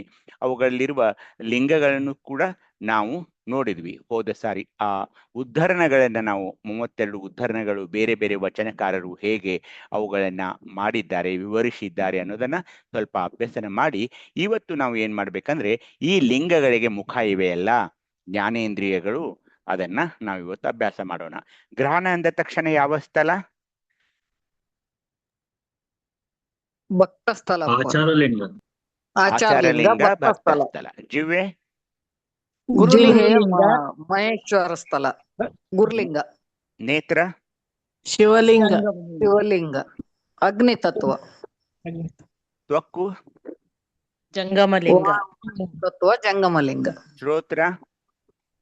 ಆಕಾಶ ತತ್ವ ಪ್ರಸಾದಲಿಂಗ. ಹೃದಯ? ಮಹಾಲಿಂಗ. ಬ್ರಹ್ಮರಂಧ್ರ? ನಿಷ್ಕಳಲಿಂಗ. ಬ್ರಹ್ಮರಂಧ್ರ ನಿಷ್ಕಲಲಿಂಗ. ಉನ್ಮನಿ ಅಂದಾಗ ಏನ್ ನೆನಪಾಗುತ್ತೆ? ಅನಾಹತ ಚಕ್ರ. ನಿಶೂನ್ಯ ನಿಶೂನ್ಯಲಿಂಗ. ಪಶ್ಚಿಮದಲ್ಲಿ ನಿರಂಜನಲಿಂಗ. ಇವತ್ತೇನ್ ಮಾಡ್ಬೇಕಂದ್ರೆ ನಾವು ಇವುಗೇನು, ಹೀಗಂದ್ರೆ ಏನು, ಇದನ್ನ ಸ್ವಲ್ಪ ಅಭ್ಯಾಸ ಮಾಡೋಣ. ಇವನ್ನ ಹೋದ್ಸರಿ ನಾವು ನೋಡಿದೀವಿ. ಇದನ್ನ ನಾನು ಈಗ ಇವನ್ನ ಅವುಗಳಲ್ಲಿ ಕೊಟ್ಟಿರುವ ಇವ್ರನ್ನ ನಾವು ನೆನ್ಪಿಟ್ಕೋಬೇಕು. ಗ್ರಹಣ ಅಲ್ಲಿ ಬಸವಾದಿ ಶರಣರನ್ನು ಕೊಟ್ರು, ಜಿವ್ವೆಯಲ್ಲಿ ಮಡಿವಾಳಾದಿ ಶರಣರನ್ನು ಕೊಟ್ರು, ನೇತ್ರದಲ್ಲಿ ಮರುಳಶಂಕರಾದಿ ಶರಣರನ್ನು ಕೊಟ್ಟಿದ್ದಾರೆ, ತ್ವಕ್ಕು ಸಿದ್ದರಾಮೇಶ್ವರ ಶರಣರನ್ನು ಕೊಟ್ಟಿದ್ದಾರೆ, ಶ್ರೋತ್ರದಲ್ಲಿ ಚೆನ್ನಬಸವಾದಿ ಶರಣರನ್ನು ಕೊಟ್ಟಿದ್ದಾರೆ, ಹೃದಯದಲ್ಲಿ ಅಜಗಣ್ಣಾದಿ ಶರಣರನ್ನು ಕೊಟ್ಟಿದ್ದಾರೆ, ಬ್ರಹ್ಮರಂಧ್ರದಲ್ಲಿ ನಿಜಗುಣ ಶಿವಯೋಗಿಯಾದಿ ಶರಣರು ಕೊಟ್ಟಿದ್ದಾರೆ, ಉಣ್ಮಣಿಯಲ್ಲಿ ಗಟ್ಟಿವಾಳಯ್ಯಾದಿ ಶರಣರನ್ನು ಕೊಟ್ಟಿದ್ದಾರೆ. ಪಶ್ಚಿಮ ಚಕ್ರದಲ್ಲಿ ಅಷ್ಟವಿಧ ಶರಣಗಣ ಅಂದಾಗ ಇವರೆಲ್ಲರನ್ನ ಅಲ್ಲಿ ನೆಲೆಸಿದ್ದಾರೆ ಅಂತ ತಿಳಿದುಕೊಳ್ಬೇಕು. ಹೀಗೆ ಈ ಮುಖಗಳನ್ನ ಹೇಳಿ ಇವತ್ತು ನಾವು ಇಲ್ಲಿ ಶಕ್ತಿಗಳನ್ನ ಇವತ್ತು ನೋಡೋದಿಲ್ಲ. ಕ್ರಿಯಾಶಕ್ತಿ ಅಂದ್ರೆ ಏನು, ಜ್ಞಾನಶಕ್ತಿ ಅಂದ್ರೆ ಏನು, ಇಚ್ಛಾಶಕ್ತಿ ಅಂದ್ರೆ ಏನು, ಆದಿಶಕ್ತಿ ಅಂದ್ರೆ ಏನು, ಪರಾಶಕ್ತಿ, ಚಿಚ್ಛಕ್ತಿ, ಚಿನ್ನಾದ ಶಕ್ತಿ, ಸಿದ್ಬಿಂದು ಶಕ್ತಿ, ಚಿನ್ಮಯ ಶಕ್ತಿ ಅಂದ್ರೆ ಏನು ಅನ್ನೋದನ್ನ ಸ್ವಲ್ಪ ವಿಷಯ ಗಹನವಾಗಿದ್ರು ಕೂಡ ಅರ್ಥ ಮಾಡಿಕೊಳ್ಳೋಕೆ ಪ್ರಯತ್ನ ಮಾಡೋಣ. ಮೊದಲು ಕ್ರಿಯಾಶಕ್ತಿ. ತದ್ಭಕ್ತಗಣಗಳ ಚಿತ್ ಪೃಥ್ವಿ ಸಂಬಂಧವಾದ ಕರ್ಮೇಂದ್ರಿಯಗಳ ಕ್ರಿಯಾಚಾರವಿಡಿದು ಗುರುಲಿಂಗ ಜಂಗಮದ ದೀಕ್ಷಾ ಪಾದೋದಕದಿಂದ ದೇಹ ಸ್ನಾನಕ್ಕೆ ಕರ್ತೃವಾಗಿರುವಳೆ ಕ್ರಿಯಾಶಕ್ತಿ ಇದೆ ಅಂತ ಹೇಳುವಾಗ ಇಲ್ಲಿರುವ ಕರ್ಮೇಂದ್ರಿಯಗಳು ಯಾವುವು? ಗುಹ್ಯ, ಗುದ, ವಾಕ್, ಪಾದ, ಪಾಣಿ. ಗುದ, ಗುಹ್ಯ, ಪಾದ, ಪಾಣಿ, ವಾಕ್. ಅದು ಕ್ರಮವಾಗಿ ಹಾಗೆ ಹೇಳ್ಬೇಕು. ಹೀಗೆ ನನ್ನ ಕರ್ಮೇಂದ್ರಿಯಗಳು ಯಾಕೆ ಬೇಕು, ಯಾಕೆ ಹೀಗೆ ಈ ಸ್ಥಳದಲ್ಲಿ ಭಕ್ತ ಸ್ಥಳದಲ್ಲಿ ಕ್ರಿಯಾಶಕ್ತಿಯನ್ನು ಯಾಕೆ ಕೊಟ್ಟಿದ್ರ ಅಂದ್ರೆ, ಕರ್ಮೇಂದ್ರಿಯಗಳಿಲ್ಲದೆ ನಾನು ಕ್ರಿಯೆಗಳನ್ನು ಮಾಡೋಕ್ ಬರೋಲ್ಲ. ಕೈಯು, ಕಾಲು, ಮಾತಾಡೋದಿರ್ಲಿ ಅಥವಾ ಈ ಉದ, ಗುಹ್ಯ ಎಲ್ಲಕ್ಕೂ ಕರ್ಮೇಂದ್ರಿಯಗಳನ್ನು ಇಡಬೇಕು, ಬೇಕೇ ಬೇಕು. ಈಗ ನೋಡಿ, ಕೈಕಾಲು ಆಡದಿದ್ರೆ, ಏನಾದ್ರೂ ಪ್ಯಾರಲೈಸಿಸ್ ಆಗಿದ್ರೆ ಕ್ರಿಯಾಶಕ್ತಿ ಕುಂಠಿತವಾಗಿಬಿಡುತ್ತೆ. ನಿಮಗೆ ಮಾತಾಡೋಕೆ ಬರೋಲ್ಲ ಅಂದ್ರೆ ಅಲ್ಲೂ ಕೂಡ ನಿಮ್ಗೆ ಏನ್ ಬೇಕು ಬೇಡ ನಿಮ್ಮ ಯಾವುದೇ ಅಭಿಪ್ರಾಯಗಳನ್ನ ಮಂಡಿಸೋದಾಗ್ಲಿ ಅದು ಬರೋಲ್ಲ, ಯಾಕಂದ್ರೆ ನೀವು ಮೂಕರಾಗಿಬಿಟ್ಟಿದ್ದೀರಾ. ಕರ್ಮೇಂದ್ರಿಯಗಳನ್ನ ನಾವು ಕ್ರಿಯಾಶಕ್ತಿಗಾಗಿ ಈ ಭಕ್ತ ಸ್ಥಳದಲ್ಲಿರುವ ಆಚಾರ ಲಿಂಗಕ್ಕೆ, ಆಚಾರ ಲಿಂಗದ ಸೇವೆಗಾಗಿ ಅವುಗಳನ್ನ ನಾವು ಮುಡಿಬಿಡಬೇಕು. ನನ್ನ ಕರ್ಮೇಂದ್ರಿಯಗಳು ಅವು ನನ್ನವಲ್ಲ, ಅವು ನನ್ನಲ್ಲಿರುವ, ನನ್ನ ಒಳಗಿರುವ ಭಕ್ತ ಸ್ಥಳದಲ್ಲಿರುವ ಆಚಾರ ಲಿಂಗದ ಸೇವೆಗಾಗಿ ಆ ಪರಮನು ನನಗೆ ಕರುಣಿಸಿದ್ದಾನೆ. ಸದ್ಭಕ್ತಗಣಗಳ ಚಿತ್ ಪೃಥ್ವಿ ಸಂಬಂಧವಾದ, ಏಕೆ ಎಲ್ಲಾ ಕ್ರಿಯೆಗಳು ಈ ಭೂಮಿಯ ಮೇಲೆ ನಡೆಯಬೇಕಲ್ಲ, ಆ ಕರ್ಮೇಂದ್ರಿಯ ಕ್ರಿಯಾಚಾರ ಅಂದರೇನೆ ಆ ಆಚಾರ ಲಿಂಗದ ಒಂದು ಸಮರ್ಪಿತ ಅರ್ಚನೆ, ಅದಕ್ಕೆ ಕ್ರಿಯಾಚಾರ. ಗುರುಲಿಂಗ ಜಂಗಮದ ದೀಕ್ಷಾಪಾದೋದಕದಿಂದ ದೇಹ ಸ್ನಾನಕ್ಕೆ ಕರ್ತೃವಾಗಿ ಒಳ್ಳೆ ಕ್ರಿಯಾಶಕ್ತಿ ಅಂದ್ರೆ ಏನಂದ್ರೆ ನಾನು ಏನ್ ಮಾಡ್ತೀನೋ ಯಾವುದೇ ಕರ್ಮವನ್ನ ಮಾಡಲಿ ಅದು ಲಿಂಗದ ಮೂಲಕ ಲಿಂಗದ ಸೇವೆಗಾಗಿ ನಾನು ಅದನ್ನ ನೇಮಿಸಿದ್ದೇನೆ ಹೊರತು ಆ ಕರ್ಮೇಂದ್ರಿಯಗಳು ನನ್ನ ಸೇವೆಗಾಗಿ ಇಲ್ಲ. ಅವು ನನ್ನ ಎದೆಯ ಮೇಲಿರುವ ಆ ಪರಮಾತ್ಮನ ಸ್ವರೂಪವಾಗಿರುವ ಇಷ್ಟಲಿಂಗದ ಸೇವೆಗಾಗಿ ಇವೆ ಅನ್ನೋ ಭಾವನೆಯಲ್ಲಿ ಇದ್ದಾಗ ಎಲ್ಲಿ ನಡೆಯಬಾರದು ಅಲ್ಲಿ ನಡೆಯೋದಿಲ್ಲ, ಎಲ್ಲಿ ನಾನು ಮುಟ್ಟಬಾರದು ಹಸ್ತಗಳನ್ನ ಎಲ್ಲಿ ನಾನು ಉಪಯೋಗಿಸಬೇಕು ಅದಿರಲಿ. ಹಾಗೇನೆ ಗುಹ್ಯ ಗುದ ಅಂದಾಗ ತಾವು ಎಲ್ಲರೂ ಅದನ್ನ ಅರ್ಥ ಮಾಡ್ಕೊಳ್ಬೇಕು. ಗುದದ್ವಾರ ಗುಹ್ಯ ಇವೆಲ್ಲ ಆ ಗುಹ್ಯದ ಉಪಯೋಗ ಈ ಒಂದು ಸಂತತಿಯ ನಿರ್ಮಾಣಕ್ಕೆ, ಸೃಷ್ಟಿಯ ನಿರ್ಮಾಣಕ್ಕೆ, ಸಂತತಿ ಮತ್ತೆ ಮುಂದುವರಿಯೋಕೆ ಕೊಟ್ಟಿದ್ದಾರೆ ಹೊರತು ಆ ಗುಹ್ಯದ ದುರುಪಯೋಗ ಆಗಬಾರದು. ಗುದದ್ವಾರ ಕೂಡ ಅದೊಂದು ಮಲವಿಸರ್ಜನೆಗಾಗಿ ಇರುವ ಒಂದು ಕರ್ಮೇಂದ್ರಿಯ ಆಗಿದೆ. ಹೀಗೆ ಅವುಗಳ ಅಲ್ಲೆಲ್ಲದರಲ್ಲಿ ಅವರು ಲಿಂಗ ಒಂದು ಪ್ರತಿಷ್ಠಾಪನೆ ಮಾಡಿರೋದ್ರಿಂದ ಆ ಕರ್ಮೇಂದ್ರಿಯಗಳನ್ನ ನಾವು ಯಾವಾಗಲೂ ಲಿಂಗ ರೂಪವಾಗಿ ಅಂದ್ರೆ ಲಿಂಗದ ಸೇವೆಗಾಗಿ ಅವುಗಳನ್ನ ಕ್ರಿಯಾಚಾರಕ್ಕಾಗಿ ಅವು ಇವೆ ಅಂತ ಭಾವಿಸಿ ಆ ಕರ್ಮೇಂದ್ರಿಯಗಳನ್ನ ಆ ರೀತಿಯಲ್ಲಿ ನೋಡಿಕೊಂಡು ಅವುಗಳನ್ನ ನಾನು ನಡೆಸಿಕೊಳ್ಳಬೇಕು. ಹಾಗೇನೆ ಮುಂದಿನ ಒಂದು ಮಹೇಶ ಸ್ಥಳದಲ್ಲಿ ಬರುವ ಜ್ಞಾನಶಕ್ತಿ ಅದು ಹೇಗಿದೆ ಅಂದ್ರೆ ಸದಾ ಸದ್ಭಕ್ತಿ ಸನ್ಮಾರ್ಗ ಗಣಗಳ ಚಿದಪ್ಪು ಅಂದ್ರೆ ಜಲ, ಶುದ್ಧವಾದ ಜಲ, ನಿರ್ಮಲವಾದ ಜಲ, ಪವಿತ್ರವಾದ ಜಲ, ಪಾವನವಾದ ಜಲ, ಅದಕ್ಕೆ ಚಿದಪ್ಪು ಅಂತಾರೆ. ಅಲ್ಲಿ ವಿಷಯಗಳು ಬರ್ತಾ ಇವೆ. ವಿಷಯಗಳು ಅಂದಾಗ ಏನ್ ಬರುತ್ತೆ? ವಿಷಯಗಳು ಪಂಚ ವಿಷಯಗಳು ಯಾವುವು? ಶಬ್ದ, ಸ್ಪರ್ಶ, ರೂಪ, ರಸ, ಗಂಧ. ಗಂಧ, ರಸ, ರೂಪ, ರೂಪ, ಶಬ್ದ, ಸ್ಪರ್ಶ, ಶಬ್ದ ಕೆಳಗಿನ ಮೇಲೆ ಹೋದಾಗ ಈ ವಿಷಯಗಳನ್ನ ಯಾಕೆ ಕೊಟ್ಟಿದ್ದಾರೆ ನನಗೆ? ಈ ವಿಷಯಗಳನ್ನ ನಾನು ಶಿವಜ್ಞಾನವನ್ನ ಪಡೆಯೋದಕ್ಕೆ ಇವೆ ಜ್ಞಾನಾಚಾರ ಬಿಡಿದು ಗುರುಲಿಂಗ ಜಂಗಮದ ದೀಕ್ಷಾಪಾದೋದಕ ಮಿಶ್ರವಾದ ಚಿದ್ಭಷಿತದಿಂದ. ಚಿದ್ಭಷಿತ ಅಂದ್ರೆ ಏನು? ಚಿದ್ಭಷಿತ ಅಂದ್ರೆ ಏನು? ವಿಭೂತಿ. ಹೀಗಾಗಿ ಈ ಜ್ಞಾನಶಕ್ತಿಯನ್ನು ನಾನು ಪಡೆಯಬೇಕು. ಈ ವಿಷಯಗಳನ್ನು ಕೂಡ ನಾನು ಶಿವಜ್ಞಾನಾಚಾರವನ್ನ ಪಡೆಯಲು ನಾನು ಅವುಗಳನ್ನ ಉಪಯೋಗಿಸುವಾಗ ನನಗೆ ಯಾವಾಗಲೂ ಈ ಶಿವಜ್ಞಾನ ಅಥವಾ ಈ ಶಿವಯೋಗದ ವರ್ಗ ನಡೆದಾಗ ಅಥವಾ ದಿನನಿತ್ಯ ಸ್ವಾನುಭವದ ನೆಲೆಯಲ್ಲಿ ಈ ವರ್ಗಗಳು ನಡೆದಾಗ ನನ್ನ ಎದೆಯ ಮೇಲೆ, ನನ್ನ ಹಣೆಯ ಮೇಲೆ ಚಿದ್ಭಷಿತ, ಹಣೆಯ ಮೇಲೆ ಯಾವಾಗಲೂ ಈ ಚಿದ್ಭಷಿತದಿಂದ ಸ್ನಾನ ಧೂಳ ಧಾರಣಗಳಿಗೆ ಕರ್ತಳಾಗಿರ್ಪಳು ಎಂಬುದೀಗ ಜ್ಞಾನ ಶಕ್ತಿಯಾಗಿದೆ ಅಂದಾಗ ಬಂಧುಗಳೇ, ಈ ವಿಷಯಗಳು ಏನು? ನೀವೆಲ್ಲ ಅದನ್ನ ಹೇಳಿದ್ರಿ. ಆ ಎಲ್ಲಾ ವಿಷಯಗಳನ್ನ ನಾನು ಎದಕ್ಕೆ ಉಪಯೋಗಿಸಬೇಕು ಅಂದರೆ ಜ್ಞಾನಾಚಾರ, ಶಿವಜ್ಞಾನಾಚಾರಕ್ಕಾಗಿ ಉಪಯೋಗಿಸಬೇಕು. ಈಗ ಮೊದಲನೆಯದು ಯಾವುದು? ಭಕ್ತ ಸ್ಥಳದಲ್ಲಿರುವ ವಿಷಯ ಅಂದ ತಕ್ಷಣ ಅದು ಗಂಧ. ಗಂಧ ಅಂದ ತಕ್ಷಣ ನಾನು ಯಾವ ಗಂಧವನ್ನ ನೋಡಬೇಕು? ಸುಗಂಧ. ಆ ಗಂಧವನ್ನ ನಾನು ಆಚಾರ ಲಿಂಗಕ್ಕೆ ಅರ್ಪಿಸುವಾಗ ನನಗೆ ಸುಗಂಧ ಸಿಗ್ತಾ ಇದೆ. ಸುಗಂಧ ಅಂದ್ರೆ ಏನಂದ್ರೆ ಆಚಾರ ಲಿಂಗಕ್ಕೆ ನಾನು ಪರಿಮಳಯುಕ್ತ ಸುಗಂಧ ದ್ರವ್ಯಾದಿಗಳನ್ನು ಅರ್ಪಿಸೋದು ಅಲ್ಲಿ ಬರ್ತಾ ಇದೆ. ಹೀಗಾಗಿ ಸುಗಂಧ ನನಗೆ ಅಲ್ಲಿ ಇರಬೇಕು. ಹಾಗೇನೆ ದುರ್ಗಂಧ, ವಾಸನೆ ಅನ್ನೋದಕ್ಕೆ ಎರಡು ಅರ್ಥ ಬರುತ್ತದೆ. ಒಂದು ವಾಸನೆ ಅನ್ನೋದು ಈ ಗಂಧವಾದರೂ ಕೂಡ ವಾಸನೆ ಅನ್ನೋದು ಇನ್ನೊಂದು ವಾಸನೆ, ಕೆಟ್ಟ ವಾಸನೆ ಇದೆ ರೀ ಅವನಿಗೆ ಅನ್ನೋದಿದೆಯಲ್ಲ, ಅದು ಕೂಡ ಅಲ್ಲಿ ಬರ್ತಾ ಇದೆ. ಹಾಗೇನೆ ರಸ, ಆ ನಾಲಿಗೆಗೆ ಏನು ಸ್ವೀಕರಿಸಬೇಕು ಏನು ಸ್ವೀಕರಿಸಬಾರದು ಅದನ್ನು ಕೂಡ ನಾನೇ ನಿರ್ಣಯಿಸಬೇಕು. ನೋಟ, ನಾನು ಏನ್ ನೋಡ್ಬೇಕು ಏನ್ ನೋಡಬಾರದು ಅದು.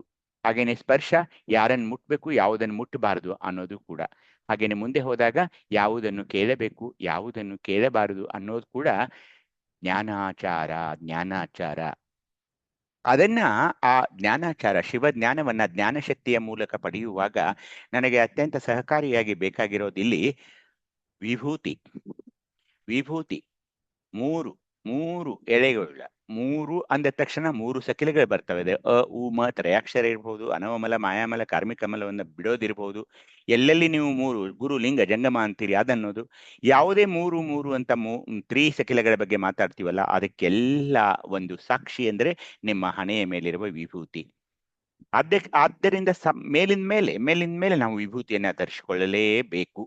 ಸ್ನಾನ ಧೂಳ ಧಾರಣಗಳಿಗೆ ಜ್ಞಾನಶಕ್ತಿಗೆ ಅದು ಬಹಳ ಸಹಕಾರಿಯಾಗ್ತಾ ಇದೆ. ಚಿದ್ಭಷಿತ, ಎದ್ದ ತಕ್ಷಣ ವಿಭೂತಿ ಧರಿಸೋದು, ಇಷ್ಟಲಿಂಗ ಪೂಜೆಯಲ್ಲಿ ವಿಭೂತಿ ಧರಿಸೋದು, ಮಧ್ಯಾಹ್ನ ಊಟದಕ್ಕಿಂತ ಮುಂಚೆ, ಪ್ರಸಾದ ಸ್ವೀಕರಣಕ್ಕಿಂತ ಮುಂಚೆ ಆ ವಿಭೂತಿ ಹಚ್ಕೊಳ್ಳೋದು, ರಾತ್ರಿ ಮತ್ತೆ ಪ್ರಸಾದ ಸ್ವೀಕರಿಸುವಾಗ ಮತ್ತೆ ವಿಭೂತಿ ಧರಿಸೋದು, ರಾತ್ರಿ ಮಲ್ಕೊಳ್ಳುವಾಗ ಮತ್ತೆ ವಿಭೂತಿ ಧರಿಸಿ ಮಲ್ಕೊಂಡ್ರೆ ಕೆಟ್ಟ ಕನಸು ಕೂಡ ಬೀಳೋದಿಲ್ಲ.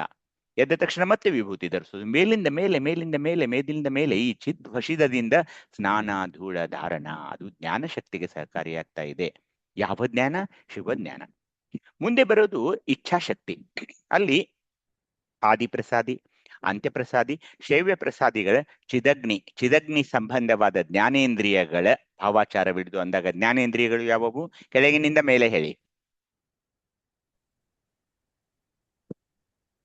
ಘ್ರಾಣೇಂದ್ರಿಯ ಅಪ್ಪವ್ರೆ. ಘ್ರಾಣೇಂದ್ರಿಯ ಅಂದ್ರೆ ಜಿಹ್ವೆ, ನೇತ್ರೇಂದ್ರಿಯ ಅಂದ್ರೆ ನಾಲಿಗೆ, ಶ್ರೋತ್ರ. ನಯನೇಂದ್ರಿಯ ಅಂದ್ರೆ ಕಣ್ಣಪ್ಪವ್ರೆ, ಶ್ರೋತ್ರೇಂದ್ರಿಯ ಅಂದ್ರೆ ಕಿವಿ ಬರ್ತದಪ್ಪವ್ರೆ, ತ್ವಗೇಂದ್ರಿಯ, ತ್ವಗೇಂದ್ರಿಯ ತ್ವಗೇಂದ್ರಿಯ ಧರ್ಮಪ್ಪವ್ರೆ, ಆದ್ಮೇಲೆ ಶ್ರೋತ್ರೇಂದ್ರಿಯ. ತ್ವಗೇಂದ್ರಿಯ ಆದ್ಮೇಲೆ ಪ್ರಸಾದ ಲಿಂಗ ಬರ್ತಾರಪ್ಪ, ಹಾ, ತ್ವಗೇಂದ್ರಿಯ ತ್ವಗೇಂದ್ರಿಯ, ಆದ್ಮೇಲೆ ಶ್ರೋತ್ರೇಂದ್ರಿಯ. ಶ್ರೋತ್ರೇಂದ್ರಿಯ. ಅದಕ್ಕೆ ಈ ಜ್ಞಾನೇಂದ್ರಿಯಗಳ ಭಾವಾಚಾರ ಹಿಡಿಬೇಕು ನಾವು. ಏನು ಅವನು ಯಾಕೆ ಕೊಟ್ಟಿದ್ದಾರೆ ದೇವರು? ಅವು ಯಾಕೆ ನಮ್ಮಲ್ಲಿವೆ?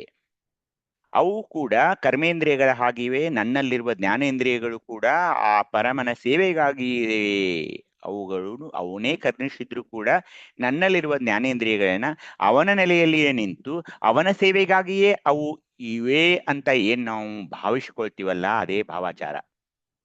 ಹೀಗಾಗಿ ಗುರುಲಿಂಗ ಜಂಗಮಕ್ಕೆ ಸತಿಪತಿಯೊಡಗೂಡಿ ಸತ್ಕಾಯಕದಿಂದ ಪ್ರತಿಯೊಂದು ಶಬ್ದಗಳನ್ನ ನೋಡಿ, ಗುರುಲಿಂಗ ಜಂಗಮಕ್ಕೆ ಇಡೀ ಸಂಸಾರ, ನಾನು, ನನ್ನ ಹೆಂಡತಿ, ನನ್ನ ಕುಟುಂಬ, ಸತಿಪತಿಯೊಡಗೂಡಿ ಸತ್ಕಾಯಕದಿಂದ ಅಂದ್ರೆ ವಂಚನೆ, ಮೋಸ, ಕೊಲೆ ಮಾಡೋದು, ಅವ್ರಿವ್ರಿಗೆ ವಂಚನೆ ಮಾಡಿ ಲಂಚ ತಂದು ಈ ತರದ ಇಲ್ಲಿ ಏನೂ ಇಲ್ಲ.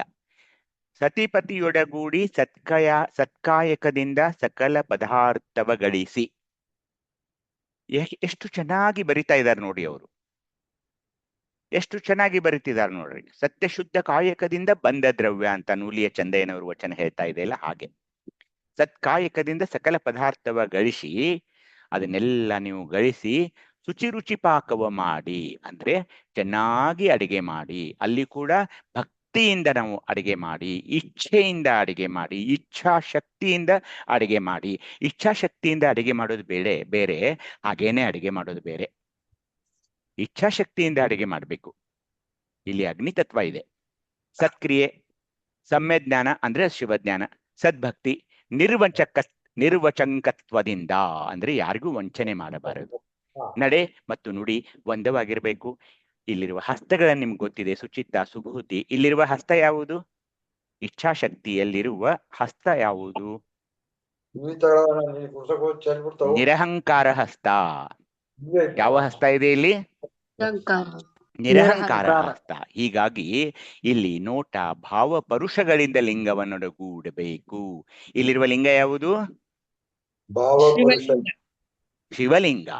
ಆ ಶಿವಲಿಂಗವನ್ನ ನೋಟ, ಇಲ್ಲಿ ನೋಡಿ, ನಿರ್ವಚಂಕತ್ವದಿಂದ ನಡೆ, ನುಡಿ, ಹಸ್ತ, ನೋಟ, ಭಾವಪರುಷಗಳಿಂದ ಆ ಶಿವಲಿಂಗವನ್ನೊಡಗೂಡಿ ರೂಪ, ರುಚಿ, ತೃಪ್ತಿಗಳ ಸಮಭಾಜನದಿಂದ ಕೊಟ್ಟುಕೊಳ್ಳುವುದಕ್ಕೆ ಕರ್ತೃತ್ವವುಳ್ಳದೆಂಬುದೀಗ ಇಚ್ಛಾಶಕ್ತಿಯಾಗಿದೆ. ಇಚ್ಛಾಶಕ್ತಿ ಅಂದ್ರೆ ಈ ಅಗ್ನಿತತ್ವ ಏನಿದೆಯಲ್ಲ, ಇಲ್ಲಿ ಚಿದಗ್ನಿಯನ್ನ ಅದು ಮಾಡ್ಕೊಳ್ಬೇಕು. ನಮ್ಮಲ್ಲಿರುವ ಜ್ಞಾನೇಂದ್ರಿಯಗಳನ್ನ ಆ ಪರಮನ ನೆಲೆಯಲ್ಲಿ ಇಲ್ಲಿರುವ ಶಿವಲಿಂಗಕ್ಕೆ ಹೇಗೆ ಅರ್ಪಿಸಬೇಕೆಂದರೆ, ಗುರುಲಿಂಗ ಜಂಗಮಕ್ಕೆ ಸತಿಪತಿಯೊಡಗೂಡಿ ಸತ್ಕಾಯಕ ಸಕಲ ಪದಾರ್ಥವ ಗಳಿಸಿ ರುಚಿ ಪಾಕವ ಮಾಡಿ, ಸತ್ಕ್ರಿಯೆ, ಸಮ್ಯಜ್ಞಾನ, ಸದ್ಭಕ್ತಿ, ನಿರ್ವಚಂಕತ್ವದಿಂದ ನಡೆ ಮತ್ತು ನುಡಿ ಒಂದಾಗಿರಬೇಕು. ನಿರಹಂಕಾರ, ಅಹಂಕಾರ ಇಲ್ಲಿ ಎಳ್ಳಷ್ಟು ನಡೆಯೋದಿಲ್ಲ. ನೋಟ ಮತ್ತು ಭಾವಪರುಷಗಳಿಂದ ಆ ಶಿವಲಿಂಗವನ್ನ ಒಡಗೂಡಿದೆಯಲ್ಲ, ಇದಕ್ಕೆ ಇಚ್ಛಾಶಕ್ತಿ ಅಂತಾರೆ. ಅರ್ಥ ಮಾಡಿಕೊಳ್ಳಬೇಕು. ಈ ಇಚ್ಛಾಶಕ್ತಿ ಇಲ್ಲಿಗೆ ಕ್ರಿಯಾಶಕ್ತಿ, ಜ್ಞಾನಶಕ್ತಿ, ಇಚ್ಛಾಶಕ್ತಿ ಆದ ನಂತರ ಇಲ್ಲಿ ಮುಂದೆ ಬರೋದು ಆದಿಶಕ್ತಿ. ಆದಿಶಕ್ತಿ ಅಂದ್ರೆ ಚಿದ್ಘನ ಗಂಭೀರ ಮಹೇಶ್ವರರುಗಳ ಚಿದ್ವಾಯು ಸಂಬಂಧವಾದ ದಶವಾಯುಗಳು ಯಾವುವು? ಪ್ರಾಣ, ಅನ್ನ, ವ್ಯಾನ, ಉದಾನ, ಸಮಾನ, ನಾಗ, ಕೂರ್ಮ, ಕೃಕರ, ದೇವದತ್ತ, ಧನಂಜಯ. ಈ ದಶವಾಯುಗಳನ್ನ ಏನ್ ಮಾಡ್ಬೇಕಂದ್ರೆ ಈಗ ಆ ವಾಯುಗಳನ್ನ ನಾವು ಚಿದ್ವಾಯು ಮಾಡಬೇಕು. ಅಂದ್ರೆ ಅವುಗಳನ್ನು ಕೂಡ ಪರಮನ ನೆಲೆಯಲ್ಲಿ ತರಬೇಕು. ಅಂಗಲಿಂಗಾಚಾರ ಬಿಡಿದು ಗುರುಲಿಂಗ ಜಂಗಮ ಸಾಕ್ಷಿಯಾಗಿ ಕೂಡಿದಂತಹ ಲಿಂಗ ನಡೆದಂತೆ ನುಡಿದು. ಇಲ್ಲಿರುವ ಲಿಂಗ ಯಾವುದು? ಜಂಗಮಲಿಂಗ. ಜಂಗಮಲಿಂಗ. ಜಂಗಮಲಿಂಗ. ಗುರುಲಿಂಗ ಜಂಗಮ ಸಾಕ್ಷಿಯಾಗಿ ಕೂಡಿದಂತ ಜಂಗಮಲಿಂಗ ನಡೆದಂತೆ ನುಡಿದು ನುಡಿದಂತೆ ನಡೆದು ಕೊಂಡಂತೆ ಕೊಟ್ಟು ನಿಜ ಶಿವಯೋಗಾನಂದ ಸಮೃದ್ಧಿ ಕೂಟಕ್ಕೆ ಅನುಕೂಲವುಳ್ಳಂತಹಳು ಆದಿಶಕ್ತಿಯಾಗಿದೆ. ಅಂದ್ರೆ ದಶವಾಯುಗಳನ್ನ ನಾವು ಚಿದ್ವಾಯುಗಳನ್ನ ಮಾಡಬೇಕು. ವಾಯು ಅಂದ ತಕ್ಷಣ ಚಲನೆ, ಚಲನೆ ಅಂದ ತಕ್ಷಣ ಜಂಗಮಲಿಂಗ. ಆದಿಶಕ್ತಿಯನ್ನು ಪಡೆದ ನಂತರ ನಿಮ್ಮಲ್ಲಿರುವ ದಶವಾಯುಗಳು ಏನಿವೆ ಅಲ್ಲ, ಅವು ಎಲ್ಲ ಚಿದ್ವಾಯುಗಳು ಆದಾಗ ಜಂಗಮಲಿಂಗದ ಆರಾಧನೆ ಸಮರ್ಪಕವಾಗಿ ನಡೆದು ಇದನ್ನ ಅರ್ಥ ಮಾಡಿಕೊಳ್ಳಬೇಕು. ಈ ಆದಿಶಕ್ತಿ ನಿಮ್ಮ ಮೇಲೆ ಆವಿರ್ಭವಿಸಿದಾಗ, ನಿಮ್ಮ ಮೇಲೆ ಸ್ಫುರಿಸಲ್ಪಟ್ಟಾಗ ಬ್ಲಡ್ ಪ್ರೆಷರು, ಡಯಾಬಿಟಿಸು, ಹಾಗೇನೆ ಈ ಹಾರ್ಟ್ ಅಟ್ಯಾಕ್ ಆಗೋದು, ಹೃದಯ ಸ್ತಂಭನ ಆಗೋದು, ಹೃದಯಾಘಾತ ಆಗೋದು, ಇದೆಲ್ಲ ಈ ಹೃದಯ ಸಂಬಂಧಿತ ಎಲ್ಲ ಕಾಯಿಲೆಗಳಷ್ಟೇ ಅಲ್ಲ, ಶ್ವಾಸಕೋಶಗಳ ಎಲ್ಲ ಕಾಯಿಲೆಗಳು ಕೂಡ ನಿರ್ನಾಮವಾಗ್ತಾ ಇವೆ. ಯಾಕಂದ್ರೆ ದಶವಾಯುಗಳನ್ನ ಚಿದ್ವಾಯುಗಳನ್ನ ಮಾಡುವಂತ ಒಂದು ಶಕ್ತಿ ಆದಿಶಕ್ತಿಯಲ್ಲಿದೆ. ಹೀಗಾಗಿ ಜಂಗಮಲಿಂಗದ ಆರಾಧನೆಯಲ್ಲಿ ಆಗಬೇಕು. ಹೀಗಾಗಿ ಶಿವಯೋಗಿಗಳಿಗೆ ಈ ಹೃದಯಾಘಾತ ಆಗೋದು, ಹೃದಯ ಸ್ತಂಭನ ಆಗೋದು ಅತ್ಯಂತ ಕಡಿಮೆ ವಯಸ್ಸಿನಲ್ಲಿ 30-40 ವಯಸ್ಸಿನಲ್ಲಿ ಈ ತರದ ಯಾವುದೇ ಹೃದಯಾಘಾತ ಇಂತಹ ಸುದ್ದಿಗಳನ್ನ ನಾವು ಕೇಳೋದಿಲ್ಲ. ಯಾರಿಗಾದರೂ ಶಿವಯೋಗಿ ಅಂದುಕೊಂಡವರಿಗೆ 30, 35, 40 ವರ್ಷಕ್ಕೆಲ್ಲ ಅಥವಾ 50 ವರ್ಷಕ್ಕೆ ಏನಾದ್ರೂ ಅವ್ರಿಗೆ ಹೃದಯಾಘಾತ ಆಗ್ತಿದ್ರೆ ಆದಿಶಕ್ತಿ ಇರುವ ಜಂಗಮಲಿಂಗದ ಆರಾಧನೆಯನ್ನ ಅವರು ಸಮರ್ಪಕವಾಗಿ ಮಾಡಿಕೊಳ್ತಾ ಇಲ್ಲ ಅಂತಾನೆ ನಾವು ಭಾವಿಸ್ಬೇಕಾಗ್ತಾ ಇದೆ. ಹೀಗಾಗಿ ಈ ಆದಿಶಕ್ತಿಯನ್ನ ಪಡೆದುಕೊಳ್ಳಲು ಹೊರದೃಷ್ಟಿಯನ್ನ ನಾವು ಇಷ್ಟಲಿಂಗದ ಮೇಲೆ ಇಟ್ಟು ಒಳ ದೃಷ್ಟಿಯನ್ನ ಜಂಗಮಲಿಂಗಕ್ಕೆ, ಎಲ್ಲಿದೆ ಜಂಗಮಲಿಂಗ? ನಮ್ಮ ದೇಹದಲ್ಲಿ ಎಲ್ಲಿದೆ ಜಂಗಮಲಿಂಗ? ಅನಾಹತ ಚಕ್ರ ಅಲ್ಲಿದೆ. ಆ ಜಂಗಮಲಿಂಗವನ್ನು ನಾವು ಪೂಜಿಸಿದಾಗ ಈ ಆದಿಶಕ್ತಿಯ ಒಂದು ಆಶೀರ್ವಾದ ನಮಗೆ ಸಿಗೋದಿದೆ.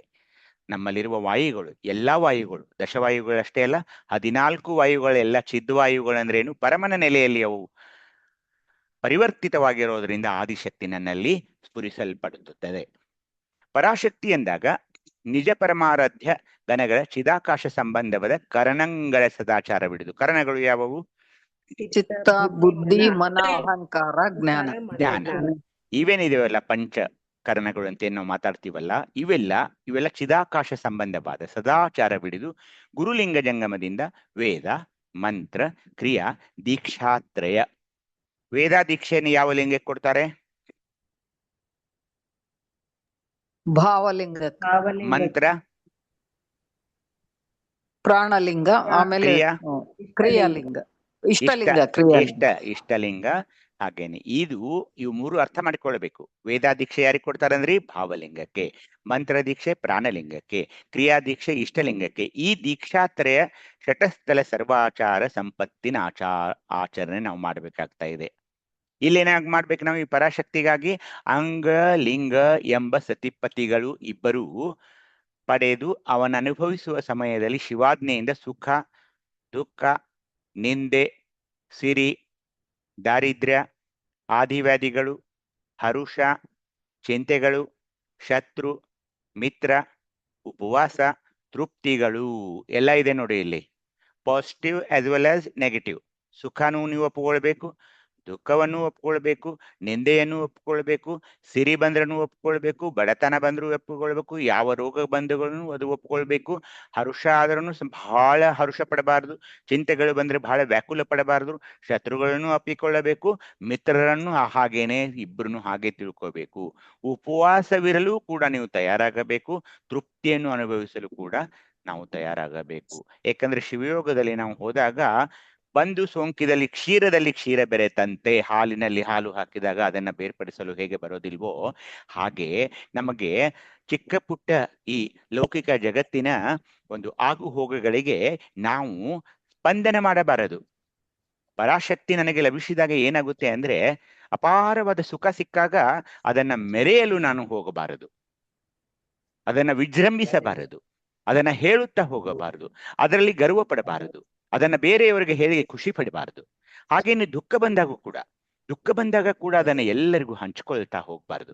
ಹೇಳ್ತಾ ಹೋಗಬಾರದು. ಎದ್ದ ತಕ್ಷಣ ಏನೋ ಒಂದು ಕಾಲು ನೋವು, ಕೈ ನೋವು, ಎಷ್ಟು ತಾಳ್ಮೆಯಿಂದ ನಾನು ಅದನ್ನ ಸಹಿಸ್ತೀನಿ, ಎಷ್ಟೊತ್ತು ಸಹಿಸ್ತೀನಿ ಅನ್ನೋದನ್ನ ನೋಡ್ಕೊಳ್ಬೇಕು. ಅದನ್ನ ಕೂಡಲೇ ಎಲ್ಲರನ್ನ ಕರೆದು, ಕುಟುಂಬದ ಸದಸ್ಯರನ್ನೆಲ್ಲ ಕರೆದು ನನ್ನ ಸೊಂಟ ತುಂಬಾ ನೋಯ್ತಾ ಇದೆ ಅಂತ ಹೇಳಿ ಅದು ಅಷ್ಟೊಂದು ಒಂದು ಒಂದು ಸೀನ್ ಕ್ರಿಯೇಟ್ ಮಾಡೋಕ್ ಹೋಗಬಾರ್ದು. ದುಃಖವನ್ನ ಎಷ್ಟು ಸಹನ ಮಾಡೋಕ್ಕಾಗುತ್ತೆಯೋ ಆ ಲಿಂಗದ ನೆಲೆಯಲ್ಲಿ ಅದನ್ನ ನನ್ನೊಳಗೆ ನಾನು ಅನುಭವಿಸಬೇಕೇ ಹೊರತು ಮನೆ ಜನರಿಗೆಲ್ಲ ನನ್ನ ದುಃಖವನ್ನ ಹಂಚಿ ಅದನ್ನ ಇಡೀ ವಾತಾವರಣವನ್ನ ಕಲುಷಿತ ಮಾಡಬಾರದು. ಏಕೆಂದ್ರೆ ಪರಾಶಕ್ತಿ ನಿಮ್ಮ ಮೇಲೆ ಒಲಿದಾಗ ಸುಖವೂ ಅಷ್ಟೇ, ದುಃಖವೂ ಅಷ್ಟೇ. ಮನೆಯ ಸದಸ್ಯರಿಗೆಲ್ಲ ನನ್ನ ಎಲ್ಲ ದುಃಖ ದುಮ್ಮಾನಗಳನ್ನ, ಚಿಕ್ಕ ಪುಟ್ಟ ದುಃಖ ದುಮ್ಮಾನಗಳನ್ನ ಹೇಳ್ಬಾರ್ದು. ಸುಮ್ಮನೆ ಒಂದ್ ನೆಗಡಿ ಬಂದಿರುತ್ತೆ, ಒಂದ್ ಸ್ವಲ್ಪ ಮೈ ಬಿಸಿಯಾಗಿರುತ್ತೆ, ನೀವೇ ಅದನ್ನ ಸಂಭಾಳಿಸ್ಬೇಕು. ನನ್ನ ದುಃಖಗಳನ್ನ ಕೇಳಲು ಈ ಕುಟುಂಬವಾಗಲಿ ಸಮಾಜವಾಗಲಿ ಅಷ್ಟೊಂದು ಕಾತುರದಿಂದ ಇರೋದಿಲ್ಲ. ಅದನ್ನು ಕೂಡ ಲಿಂಗಕ್ಕೆ ಹೇಳೋದೇ ವಾಸಿ ಅಂತ ನನ್ನ ಭಾವನೆ. ಯಾಕೆ? ಪರಾಶಕ್ತಿಯ ನೆಲೆಯಲ್ಲಿ ಚಿಂತೆ ಮಾಡುವಾಗ ನನಗೆ ಸುಖವೂ ಅಷ್ಟೇ, ದುಃಖವೂ ಅಷ್ಟೇ. ಸ್ವಲ್ಪ ಮ್ಯೂಟ್ ಮಾಡ್ಕೊಳ್ಳಿ ಅಪ್ಪ, ಮ್ಯೂಟ್ ಮಾಡ್ಕೊಳ್ಳಿ ದಯವಿಟ್ಟು. ನಾವು ವಿಚಾರವಾಗಿ ಮಾತಾಡ್ತಿರುವಾಗ ನೀವು ಹೀಗೆ ಅನ್ಮ್ಯೂಟ್ ಮಾಡ್ಕೊಂಡ್ರೆ ತುಂಬಾ ಕಷ್ಟ ಆಗುತ್ತೆ ಮಾತಾಡೋದು. ಓ ಮೈ ಗಾಡ್.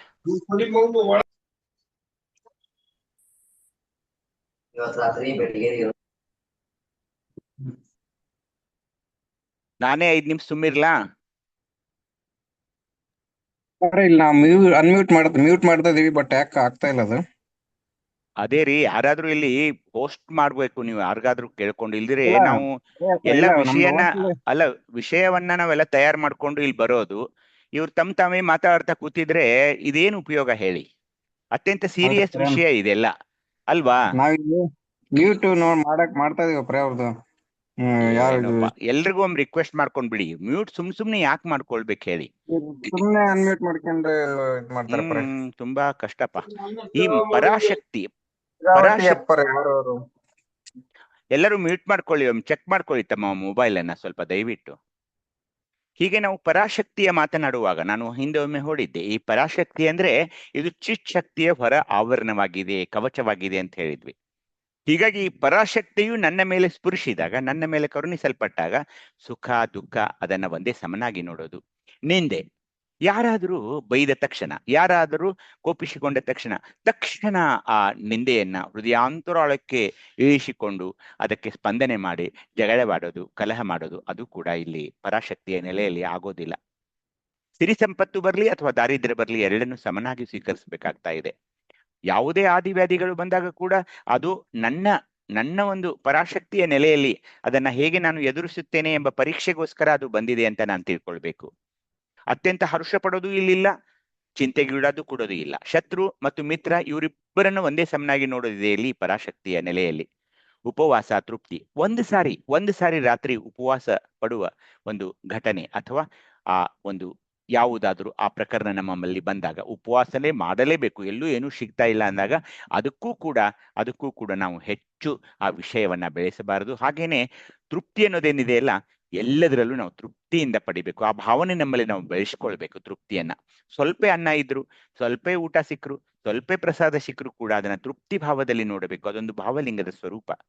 ಇದಕ್ಕೆಲ್ಲ ಏನ್ ಬೇಕಂದ್ರೆ ಪರಾಶಕ್ತಿ ಬೇಕು. ಹೀಗಾಗಿ ಪರಾಶಕ್ತಿಯನ್ನು ನಾನು ಗಳಿಸಿಕೊಳ್ಳಲು ಈ ಕರಣಗಳನ್ನ ನಾನು ಶಿವಕರಣಗಳಾಗಿ, ಹರಕರಣಗಳಾಗಿ ಮಾಡಿ ಅಂದ್ರೆ ಇಲ್ಲಿರುವ ಲಿಂಗಕ್ಕೆ ಅರ್ಪಿಸಬೇಕು. ಇಲ್ಲಿರುವ ಲಿಂಗ ಯಾವುದು? ಪ್ರಸಾದ ಲಿಂಗ. ಆ ಪ್ರಸಾದ ಲಿಂಗದ ಪೂಜೆಯಲ್ಲಿ ಅಂದ್ರೆ ಈ ಕರಣಗಳು, ನನ್ನ ಚಿತ್ತ, ಬುದ್ಧಿ, ಅಹಂಕಾರ ಅಂತ ಏನ್ ತಾಯಿಯವರು ಹೇಳಿದ್ರಲ್ಲ, ಜ್ಞಾನ, ಮನಸ್ಸು, ಇವುಗಳನ್ನೆಲ್ಲ ಆ ಪರಾಶಕ್ತಿಯ ಆರಾಧನೆಗೆ ಮೀಸಲಾಗಿಡಬೇಕು ಅಂತ ಹೇಳಿ ಮುಂದೆ ಬರೋದು ಮಹಾಲಿಂಗವಿರುವ ಆಜ್ಞಾಚಕ್ರದಲ್ಲಿರುವ ಚಿತ್ ಶಕ್ತಿ ಅಥವಾ ಚಿತ್ ಶಕ್ತಿ.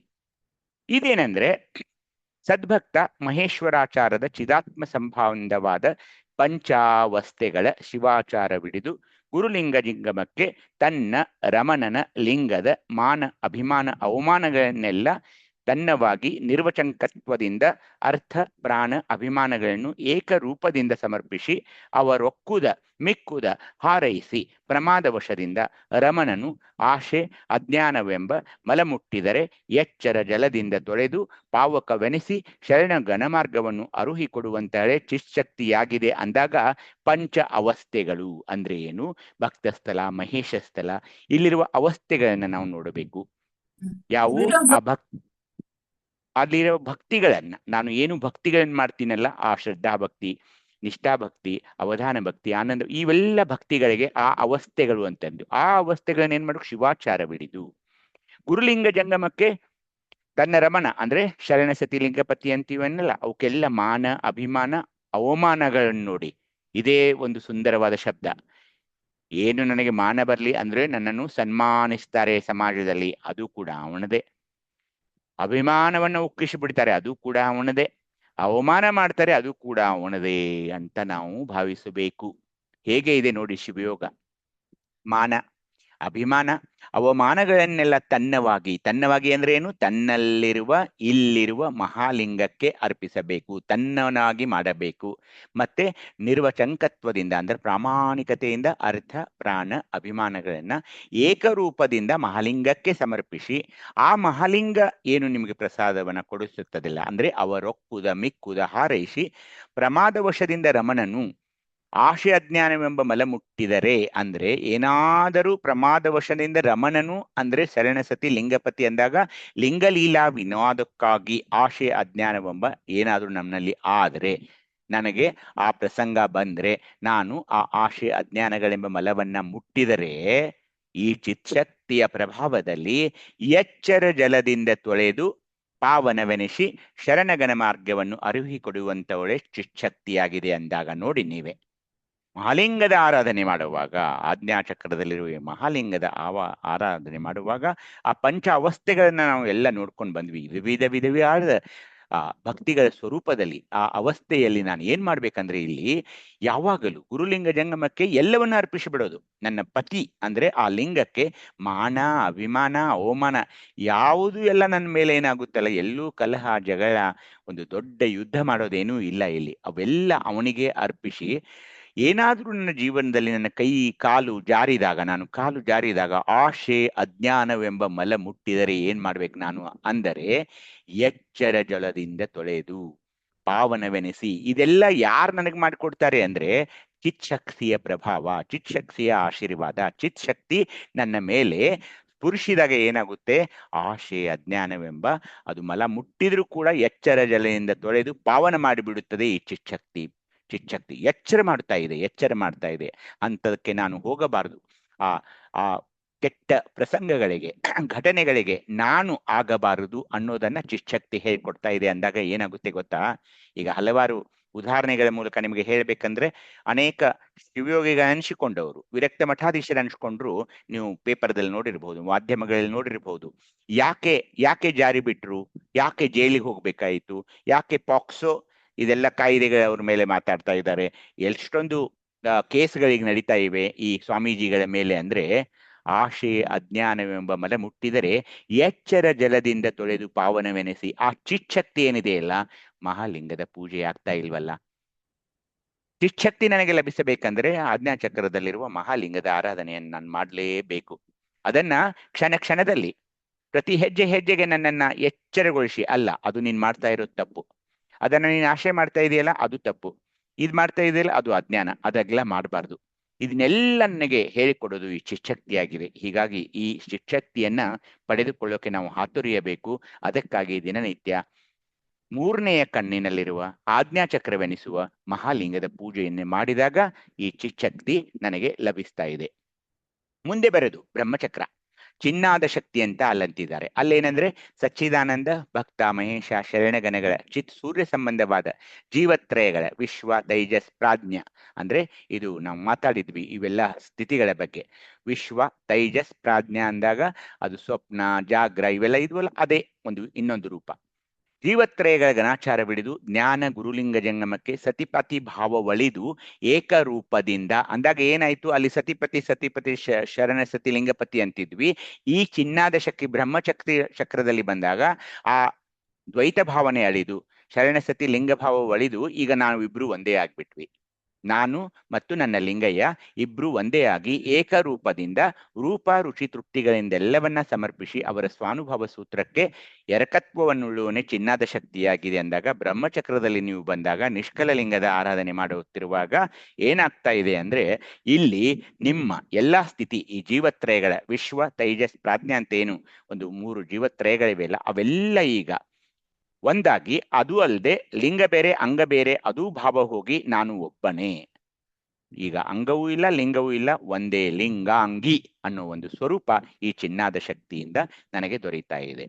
ಮುಂದೆ ನಾನು ನಿಶೂನ್ಯ ಲಿಂಗವಿರುವ ಶಿಖಾಚಕ್ರಕ್ಕೆ ಬಂದಾಗ ಚಿನ್ನಾದ ಚಿದ್ಬಿಂದು ಚಿತ್ಕಳಾ ಸ್ವರೂಪ ಭಕ್ತ ಮಹೇಶ್ವರ ಶರಣಗಣಗಳ ಚಿಚ್ಚಂದ್ರ ಸಂಬಂಧವಾದ ಮನತ್ರಯಗಳ ಪ್ರತ್ಯಾಚಾರವಿಡಿದು ಮಹಾಜ್ಞಾನ ಗುರುಲಿಂಗ ಜಂಗಮಕ್ಕೆ ಸ್ತ್ರೀ ಪುರುಷರೆಂಬ ಉಭಯ ನಾಮ ರೂಪ ಕ್ರಿಯೆ ಕಾಯವಳಿದು ಪರಮಾನಂದ ಪದಾರ್ಥವ ಸಮರ್ಪಿಸಿ ನಿಜಾನಂದ ಪ್ರಸಾದವ ಪಡೆದು ಮಹಾಪ್ರಸಾದವೇ ತಾನಾಗಿ ಇರುವುದೆಂಬುದೇ ಚಿದ್ಬಿಂದು ಶಕ್ತಿಯಾಗಿದೆ ಅಂದಾಗ, ಇಲ್ಲೇನಂದ್ರೆ ನಾನು ಭೃತ್ಯಾಚಾರ ಯಾರಿಗೆ? ಆ ಲಿಂಗಯ್ಯನಿಗೆ ಎಲ್ಲ ಶರಣರಿಗೆ ಭೃತ್ಯಾಚಾರವಿಡಿದು ಚಿನ್ನಾದ ಚಿದ್ಬಿಂದು ಚಿತ್ಕಳಾ ಸ್ವರೂಪ ಭಕ್ತ ಮಹೇಶ್ವರ ಶರಣಗಣಗಳ ಮನತ್ರಯಗಳ ಭೃತ್ಯಾಚಾರವಿಡಿದು ಮಹಾಜ್ಞಾನ ಗುರುಲಿಂಗ ಜಂಗಮಕ್ಕೆ. ಇಲ್ಲಿ ನೋಡಿ, ಅಲ್ಲಿ ಸ್ತ್ರೀ ಇಲ್ಲ, ಪುರುಷ ಇಲ್ಲ, ರೂಪ ಕ್ರಿಯೆ ಕಾಯ ಎಲ್ಲವೂ ಅಳಿದು ಪರಮಾನಂದ ಪದಾರ್ಥವ ಸಮರ್ಪಿಸಿ, ಅಂದ್ರೆ ನನ್ನ ಸಮರ್ಪಣೆ ಸಂಪೂರ್ಣವಾಗಿ ಆ ಲಿಂಗಯ್ಯನಿಗೆ ಪರಮನಿಗೆ ಅರ್ಪಿಸಿ ನಾನೇನ್ ಪಡಿತಾ ಇದ್ದೀನಿ ಈ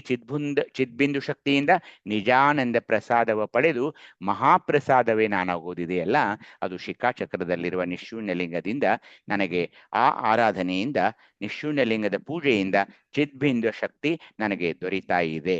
ಹಾಗೆ ದೊರೆತಾಗ ನನಗೆ ಏನಾಗ್ತಾ ಇದೆ? ಈ ಶಕ್ತಿಯಿಂದ ನಿಜಾನಂದ ಪ್ರಸಾದ ಸಿಗ್ತಾ ಇದೆ, ಅದೊಂದು ಮಹಾಪ್ರಸಾದ.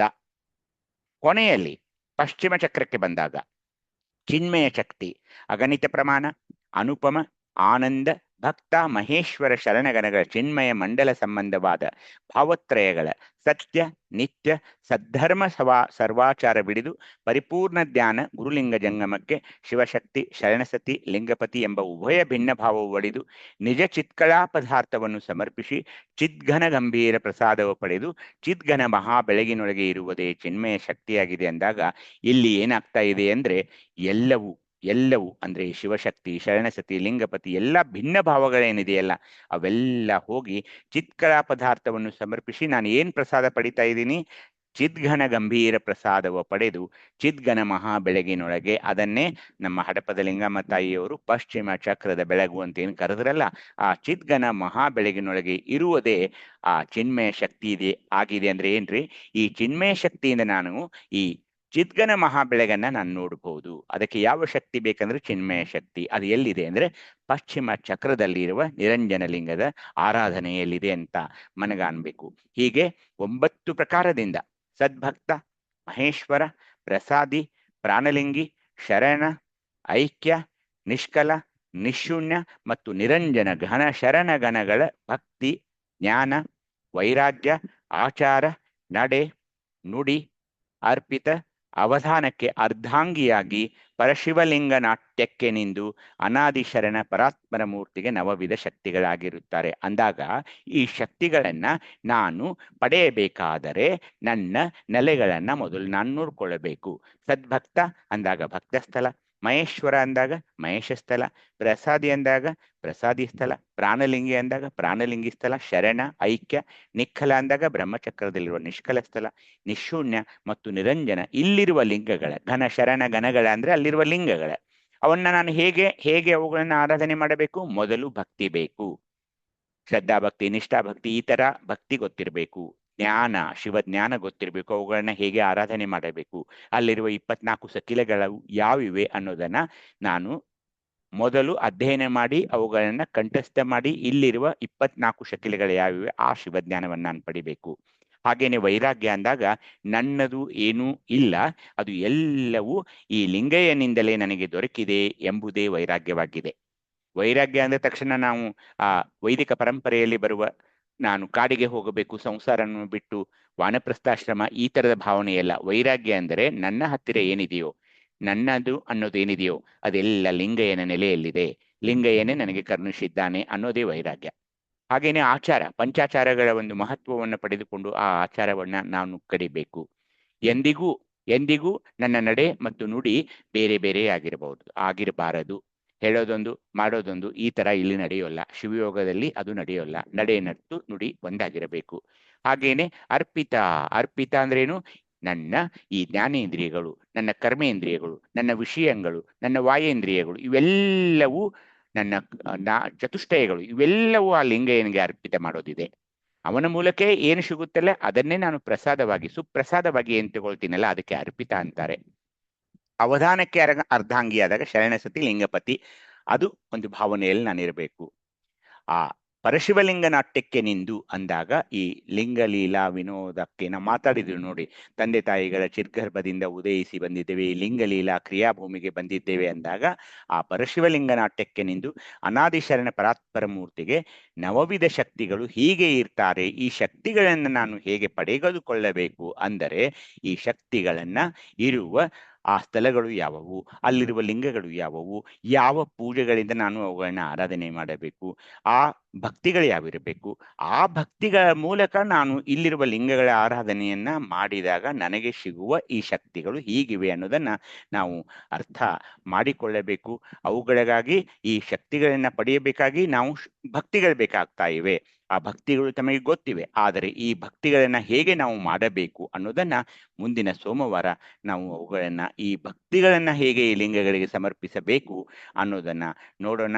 ಏಕೆಂದ್ರೆ ಇಂದಿನ ಯುವತಿಯರಿಗೆ ಈ ಶಕ್ತಿಗಳ ಬಗ್ಗೆ ನಾವು ಹೇಳಬೇಕಾಗಿದೆ. ಯಾಕೆ ಇಷ್ಟಲಿಂಗ ಪೂಜೆಯನ್ನು ಮಾಡ್ಕೊಳ್ಬೇಕಂದ್ರೆ ಈ ಶಕ್ತಿಗಳು ನಮಗೆ ಅತ್ಯಂತ ಸಹಾಯಕರವಾಗಿವೆ. ಹಾಗೇನೆ ಇಷ್ಟೊಂದು ಈ ಶಕ್ತಿಗಳ ಮೂಲಕ ನಾನು ಏನನ್ನಾದರೂ ಸಾಧಿಸಬಹುದು, ಜೀವನದಲ್ಲಿ ಆಗಬಹುದು. ಏಕೆಂದ್ರೆ ಈ ಶಕ್ತಿಗಳು ಪರಮನ ನೆಲೆಯಲ್ಲಿ ನಮಗೆ ಸಿಗ್ತಾ ಇವೆ. ಇಷ್ಟಲಿಂಗ ಪೂಜೆಯ ಮೂಲಕ ಈ ಶಕ್ತಿಗಳು ನಮಗೆ ಲಭ್ಯವಾಗಲಿವೆ, ಆಶೀರ್ವಾದ ಪಡಿಸಬಲ್ಲಿವೆ.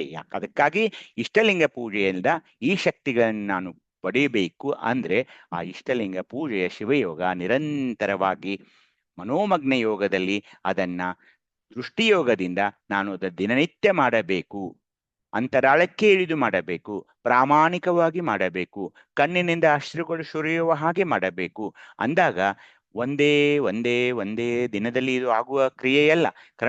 ಕ್ರಮೇಣ ಈ ಶಕ್ತಿಗಳು ನಿಮಗೆ ಲಭ್ಯವಾಗಿ ಜ್ಞಾನವಂತರಾಗಿ ನಿಮ್ಮ ಆಯುಷ್ಯ ವೃದ್ಧಿಯಾಗಿ ರೋಗ ರುಜಿನಗಳಿಂದ ನೀವು ಮುಕ್ತರಾಗಿ ಭವನೆಗಳಿಂದ ತವಕ ತಲ್ಲನಗಳಿಂದ ನೀವು ಬಿಡುಗಡೆ ಹೊಂದಿ ಒಂದು ಯಶಸ್ವಿ ಜೀವನವನ್ನ ಈ ಶಕ್ತಿಗಳ ಮೂಲಕ ನಾವು ಸಾಗಿಸಬಹುದೆಂಬುದಕ್ಕೆ ಈ ಇಷ್ಟಲಿಂಗ ಪೂಜೆ ಒಂದು ಸಾರ್ಥಕ ಪ್ರಯೋಗವಾಗಿದೆ. ಹೀಗಾಗಿ ತಾವು ದಯವಿಟ್ಟು ಈ ಶಕ್ತಿಗಳ ಬಗ್ಗೆ ಯುವತಿಯರಿಗೆ ಹೇಳಬೇಕಾಗ್ತಾ ಇದೆ. ಈ ಶಕ್ತಿಗಳನ್ನ ಹೇಗೆ ಪಡೆಯಬೇಕು ಅನ್ನೋದಕ್ಕೆ ಭಕ್ತಿ ಬೇಕು. ಅತ್ಯಂತ ನಿಶ್ಚಲವಾದ, ನಿರ್ಮಲವಾದ, ನಿಷ್ಠೂರವಾದ, ಒಳ್ಳೆಯ ಅಂದ್ರೆ ಏನು, ಎಳ್ಳಷ್ಟು ಆ ಕಡೆ ಈ ಕಡೆ ಹೊಯ್ದಾಡದ ಭಕ್ತಿಗಳು ಬೇಕಾಗ್ತಾ ಇವೆ. ಆ ಭಕ್ತಿಗಳು ಯಾವುವು ಅನ್ನೋದು ತಮಗೆ ಗೊತ್ತಿದೆ. ಆದರೆ ಆ ಭಕ್ತಿಗಳನ್ನು ನಾವು ಹೇಗೆ ಮಾಡಿಕೊಳ್ಳಬೇಕು ಅನ್ನೋದನ್ನ ನಾವು ಮುಂದಿನ ಸೋಮವಾರ ನೋಡೋಣ ಅಂತ ಹೇಳ್ತಾ ಎಲ್ಲರ ಪಾದಾರವಿಂದಗಳಿಗೆ ನಮಿಸುತ್ತಾ ಇಂದಿನ ಶಿವಯೋಗದ ವರ್ಗಕ್ಕೆ ನಾನು ವಿರಾಮ ಉಯ್ಯುತ್ತೇನೆ. ಎಲ್ಲರಿಗೂ ಶರಣಾರ್ಥಿಗಳು. ನಿಮಗೇನಾದರೂ ಸಲಹೆ, ಸಂದೇಹ, ಸೂಚನೆ ಇದ್ರೆ ದಯವಿಟ್ಟು ತಾವು ನನ್ನೊಡನೆ ಚರ್ಚೆ ಮಾಡಬಹುದಂತ ಹೇಳ್ತಾ ಮತ್ತೊಮ್ಮೆ ಎಲ್ಲರಿಗೂ ಶರಣಾರ್ಥಿಗಳು. ತಮಗೂ ಶರಣಾರ್ಥಿ ಅಪ್ಪ ಅವರೇ. ಶರಣಾರ್ಥಿ.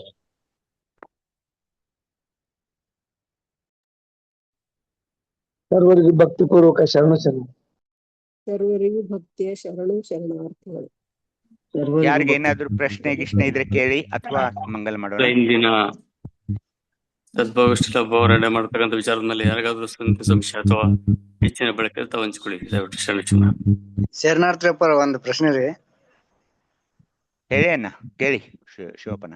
ಈಗ ರೀ ಶಕಿಲ್ಗಳಾಗ್ರಿ ಕೆಲವೊಂದ್ ಶಬ್ದ ಬಂದಾವ್ರಿ, ಕಠಿಣ ಶಬ್ದಗಳ್ರಿ. ಅವು ಬಾಲೇಶ್ವರ ಮತ್ತು ಅವುಗಳ ಬಗ್ಗೆ ನಾವು ಮಾತಾಡೋರು ಇದ್ದೀವಿ ಮುಂದೆ ಬರ್ತಾ. ಮುಂದಿನ ವರ್ಗಗಳೆಲ್ಲ ಅವು ಏನನ್ನೋದನ್ನ ನೋಡೋರು. ಅಲ್ಲಿರುವ ವೇದಗಳು, ಅಲ್ಲಿರುವ ಲಿಂಗಗಳು, ಅವಕ್ಕೆ ಏನ್ ಅರ್ಥ ಕೊಟ್ಟಿದ್ದಾರೆ ಅನ್ನೋದನ್ನ ನಾವು ನೋಡೋಣ ಮುಂದಿನ ಸಾರಿ. ಆಯ್ತು. ಶರಣಾರ್ಥಿ. ಸಿದ್ಧಾರೂಢಣ್ಣ, ರೇಣುಕಣ್ಣ ಸಂಪನ್ನ ಮಾಡ್ತೀರಾ? ಮಾಡೋಣ. ಇಲ್ಲಿನವರೆಗೂ ಇಂದಿನ ಶಿವಯೋಗದ ಕುರಿತಾಗಿ ಅನುಪಾಠ ಮಾಡತಕ್ಕಂತ ಡಾಕ್ಟರ್ ದಯಾನಂದ ಶರಣಾರ್ಥಿಗಳು ಹಾಗೂ ಇಂದಿನ ಸದ್ಭಾವಗೋಷ್ಠಿಯಲ್ಲಿ ಭಾಗವಹಿಸತಕ್ಕಂಥ ಸರ್ವ ಶರಣ ಬಂಧುಗಳ ಶ್ರೀಪಾದಕ್ಕೆ ಭಕ್ತಿ ಶರಣಾರ್ಥಿ ಇಂದಿನ ಸದ್ಭಾವಗೋಷ್ಠಿಗೆ ಸಂಪನ್ನಗೊಳಿಸೋಣ. ತಂದೆ ನೀನು, ತಾಯಿ ನೀನು, ಬಂಧು ನೀನು, ಬಳಗ ನೀನು, ನನಗೆ ನೀನಲ್ಲದೆ ಮತ್ತಾರಲ್ಲವೇ ಕೂಡಲ ಸಂಗಮ ದೇವ, ಹಾಲಲ್ಲದ್ದು ನೆರಳದ್ದು ಮೇ ಧರ್ಮ. ಜೈ ಗುರು ಬಸವೇಶ್ವರ ಸರ್ವರಿಗೂ ಭಕ್ತಿ ಶರಣಾರ್ಥಿಗಳು. ಜೈ ಬಸವ ಶರಣ.